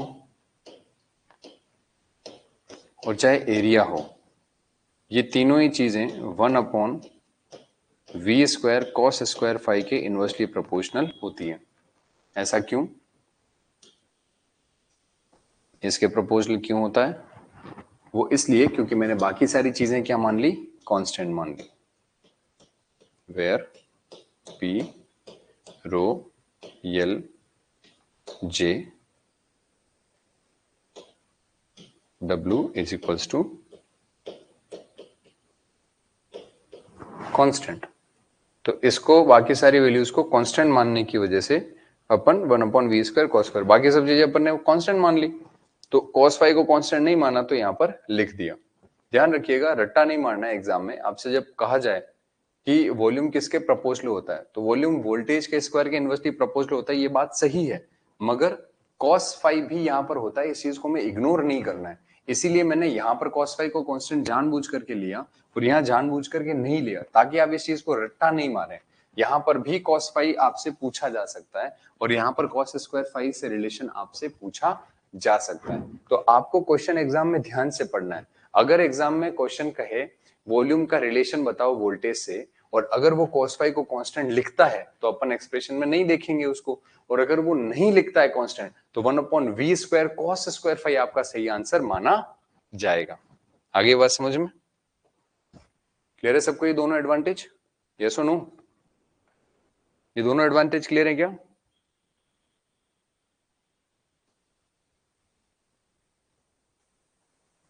क्लियर है तो इसको कॉपी कर लो, आगे चलते हैं फिर।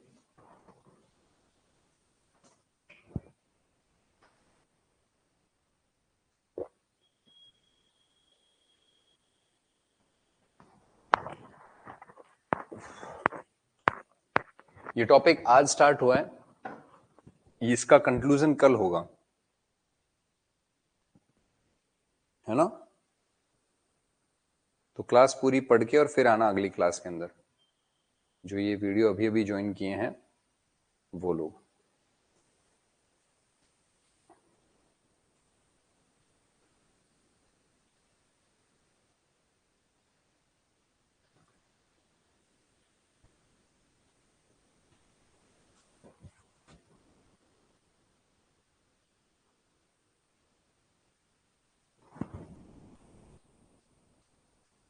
सबने कॉपी कर लिया क्या?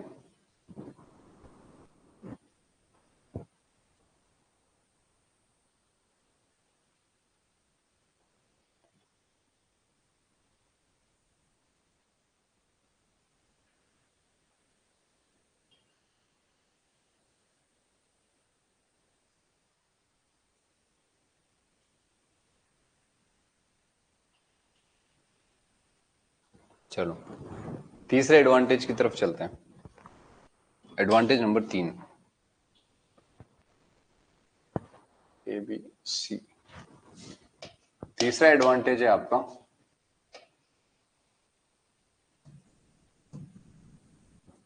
एफिशिएंसी।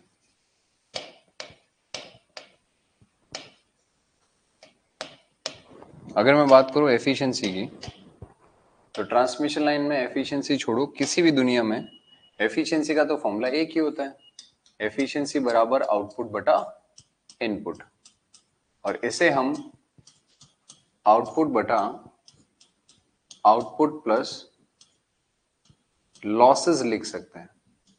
आउटपुट बटा आउटपुट प्लस लॉसेस लिख सकते हैं। अब इस केस के अंदर अगर मैं एफिशिएंसी की बात करूं कि एफिशिएंसी को कैसे लिखा जाए, तो आउटपुट किसी भी ट्रांसमिशन लाइन का वो होता है जो रिसीविंग एंड पर रिसीव होता है। इनपुट ट्रांसमिशन लाइन का सेंडिंग एंड और आउटपुट ट्रांसमिशन लाइन का रिसीविंग एंड।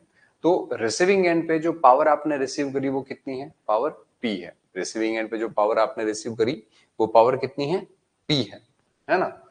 तो रिसीविंग एंड पर पावर P रिसीव करी, पर लाइन में लॉसेस कितने हैं वो कहां से पता चलेगा? तो इसीलिए मैंने इक्वेशन को यहां पर डब्बे में डाला था।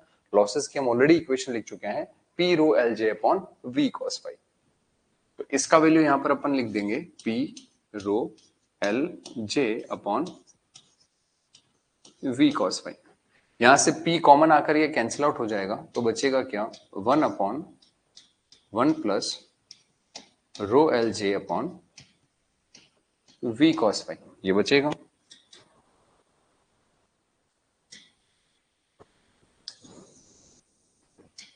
अब इस टर्म को मैं ऊपर की तरफ ले जाऊं तो एफिशिएंसी का वैल्यू कितना हो जाएगा? 1 plus rho L J upon V cos phi की होल पावर -1, ये हो जाएगा। क्लियर? अब यहां पर अपन अप्लाई करेंगे by binomial theorem. By binomial, ये आज डेरिवेशन क्यों कर रहे हैं ये भी आपको समझ में आ जाएगा। कल को आप लोगों को एसएससी जेई मेंस के अंदर एडवांटेज पूछ ली ईएचवीएसी के 20 नंबर के, तो ये डेरिवेशन करनी पड़ेगी आपको। इसीलिए अपन इस तरीके से कवर करेंगे सिलेबस की, जब आप मेंस की तैयारी करेंगे तो 40% 50% तैयारी आपकी ऑलरेडी नोट से हो चुकी होगी, कुछ ही चीजें होंगी जो एक्स्ट्रा करनी पड़ेगी। तो बाय बाइनोमियल थ्योरम अगर 1 प्लस एक्स की पावर n होती है तो आप इसे 1 प्लस एन एक्स लिख सकते हैं। और ऐसा करने के लिए आपको ये साबित करना पड़ेगा कि x का मान 1 से बहुत अधिक छोटा होता है। तो इस चीज को साबित करें कैसे कि x 1 से बहुत अधिक छोटा है। तो यहां पर देखो ये रहा 1 प्लस एक्स की पावर n, ये रही पावर n। अगर आप चाहते हैं n को पावर अंदर गुणा करना, मतलब ये n पावर अंदर गुणा हो जाए, अगर ये चाहते हैं तो x 1 से छोटा होना चाहिए, ऐसा हमें प्रूव करना है। तो अब मैं यहाँ पर बात करूं इस x के अंदर, नीचे ये कौन है? वोल्टेज। और वोल्टेज का वैल्यू, ये जो नीचे यहाँ पर वोल्टेज है इसका वैल्यू हमें पता है कि हम एक्स्ट्रा हाई वोल्टेज के फायदे पढ़ रहे हैं। तो ये वोल्टेज ऑलरेडी बहुत ज्यादा है, 1,32,000, 220 के भी मतलब 2,20,000, 400 के भी मतलब 4 लाख। तो जब इतनी बड़ी टर्म से हम इसको भाग देंगे तो ये रेशियो 1 से जो है वो बहुत ज्यादा छोटा हो जाएगा। तो ये चीज यहाँ पर प्रूव होती है, इसीलिए अपन इस एफिशिएंसी को क्या लिख सकते हैं? 1 minus rho L J upon V cos phi लिख सकते हैं।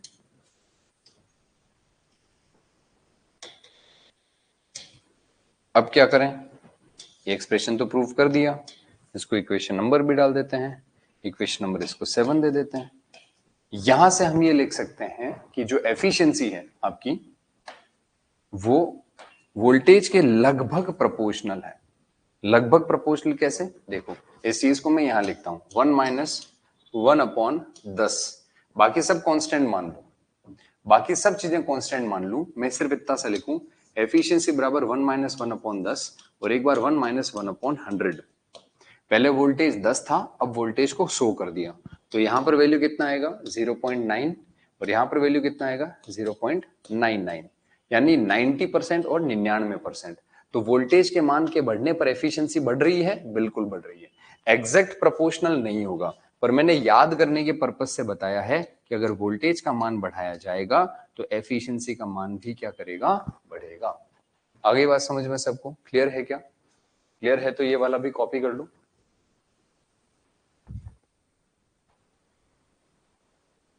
क्लियर है सबको?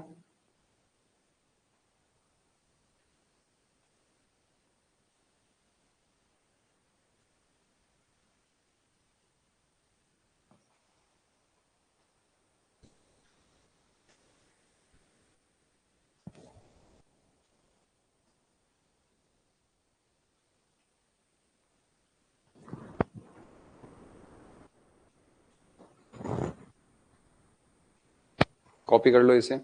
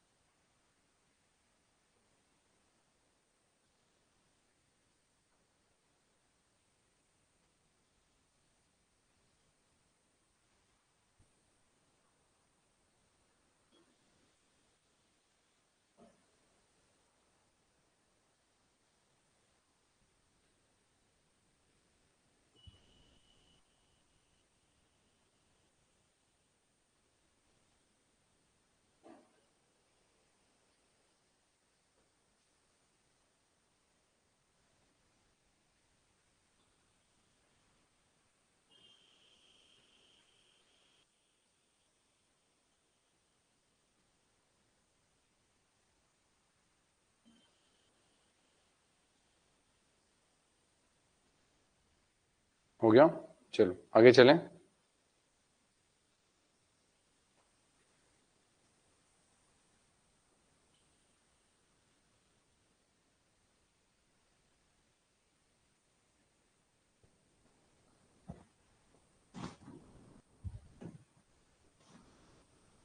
नेक्स्ट अगला एडवांटेज सी के बाद में डी। डी है steady state stability. Steady state stability. Steady state stability की अगर मैं बात करूं तो इसका फॉर्मूला अपन आज की क्लास में लिख चुके हैं, वैसे इसको दोबारा से अपन डिटेल में लिख रहे हैं कि स्टेडी स्टेट स्टेबिलिटी जो होती है उसका वैल्यू होता है VS/VR upon x into sine delta. अगर आप सेंडिंग एंड वोल्टेज इंप्रूव करेंगे तो आपकी स्टेबिलिटी भी 100% क्या करेगा, इंप्रूव करेगा। इस चीज को अपन थोड़ी देर पहले ही डिस्कस कर चुके हैं, तो ज्यादा इस पर फोकस करने की जरूरत नहीं है। बस अपन यहाँ पर ये जरूर लिखेंगे कि VS जो है वो क्या है, sending end voltage.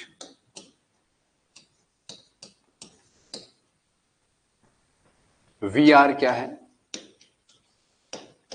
Receiving end voltage. X क्या है, ट्रांसमिशन लाइन का रिएक्टेंस है ओम के अंदर। ये VS एंगल डेल्टा 1 है, ये फिर रिसीविंग एंड का वोल्टेज रेफरेंस से डेल्टा 2 पर है। तो जो डेल होता है वो एक्चुअल में डेल्टा 1 और डेल्टा 2 का डिफरेंस होता है। क्या होता है, डेल्टा 1 और डेल्टा 2 का डिफरेंस होता है। आगे बात समझ में, डेल्टा 1 और डेल्टा 2 का डिफरेंस होता है। तो लाइन में सेंडिंग एंड वोल्टेज बढ़ाओगे तो स्टेबिलिटी भी क्या करेगा, इंप्रूव करेगा। आज के लिए अपन इतना ही करेंगे। आज की क्लास में अपन ने क्या सीखा, मैं रिवाइज करा देता हूं। आज की क्लास में अपन ने प्राइमरी ट्रांसमिशन की सारी डिटेल समझी, डिस्ट्रीब्यूशन की अपन ने सारी डिटेल समझी, वोल्टेज रेगुलेशन के बारे में सीखा, extra high voltage AC transmission के फायदे के अंदर हमने 4 फायदे डिस्कस किए, power loss, weight of conductor, efficiency और स्टेडी स्टेट स्टेबिलिटी। लाइन में वोल्टेज को बढ़ाने पर पावर लॉस कम होते हैं, वोल्टेज को बढ़ाने से पावर लॉसेस कम होते हैं। वोल्टेज को बढ़ाने से आपके कंडक्टर के वॉल्यूम के अंदर डिक्रीमेंट होता है, वोल्टेज को बढ़ाने से एफिशिएंसी बढ़ता है और वोल्टेज को बढ़ाने से स्टेडी स्टेट स्टेबिलिटी भी इंप्रूव करता है। क्लियर? आज के लिए इतना ही, बाकी अपन डिस्कस करेंगे कल की क्लास में। ये कॉपी कर लो, फिर मैं 30 सेकंड में इसको एंड कर रहा हूं।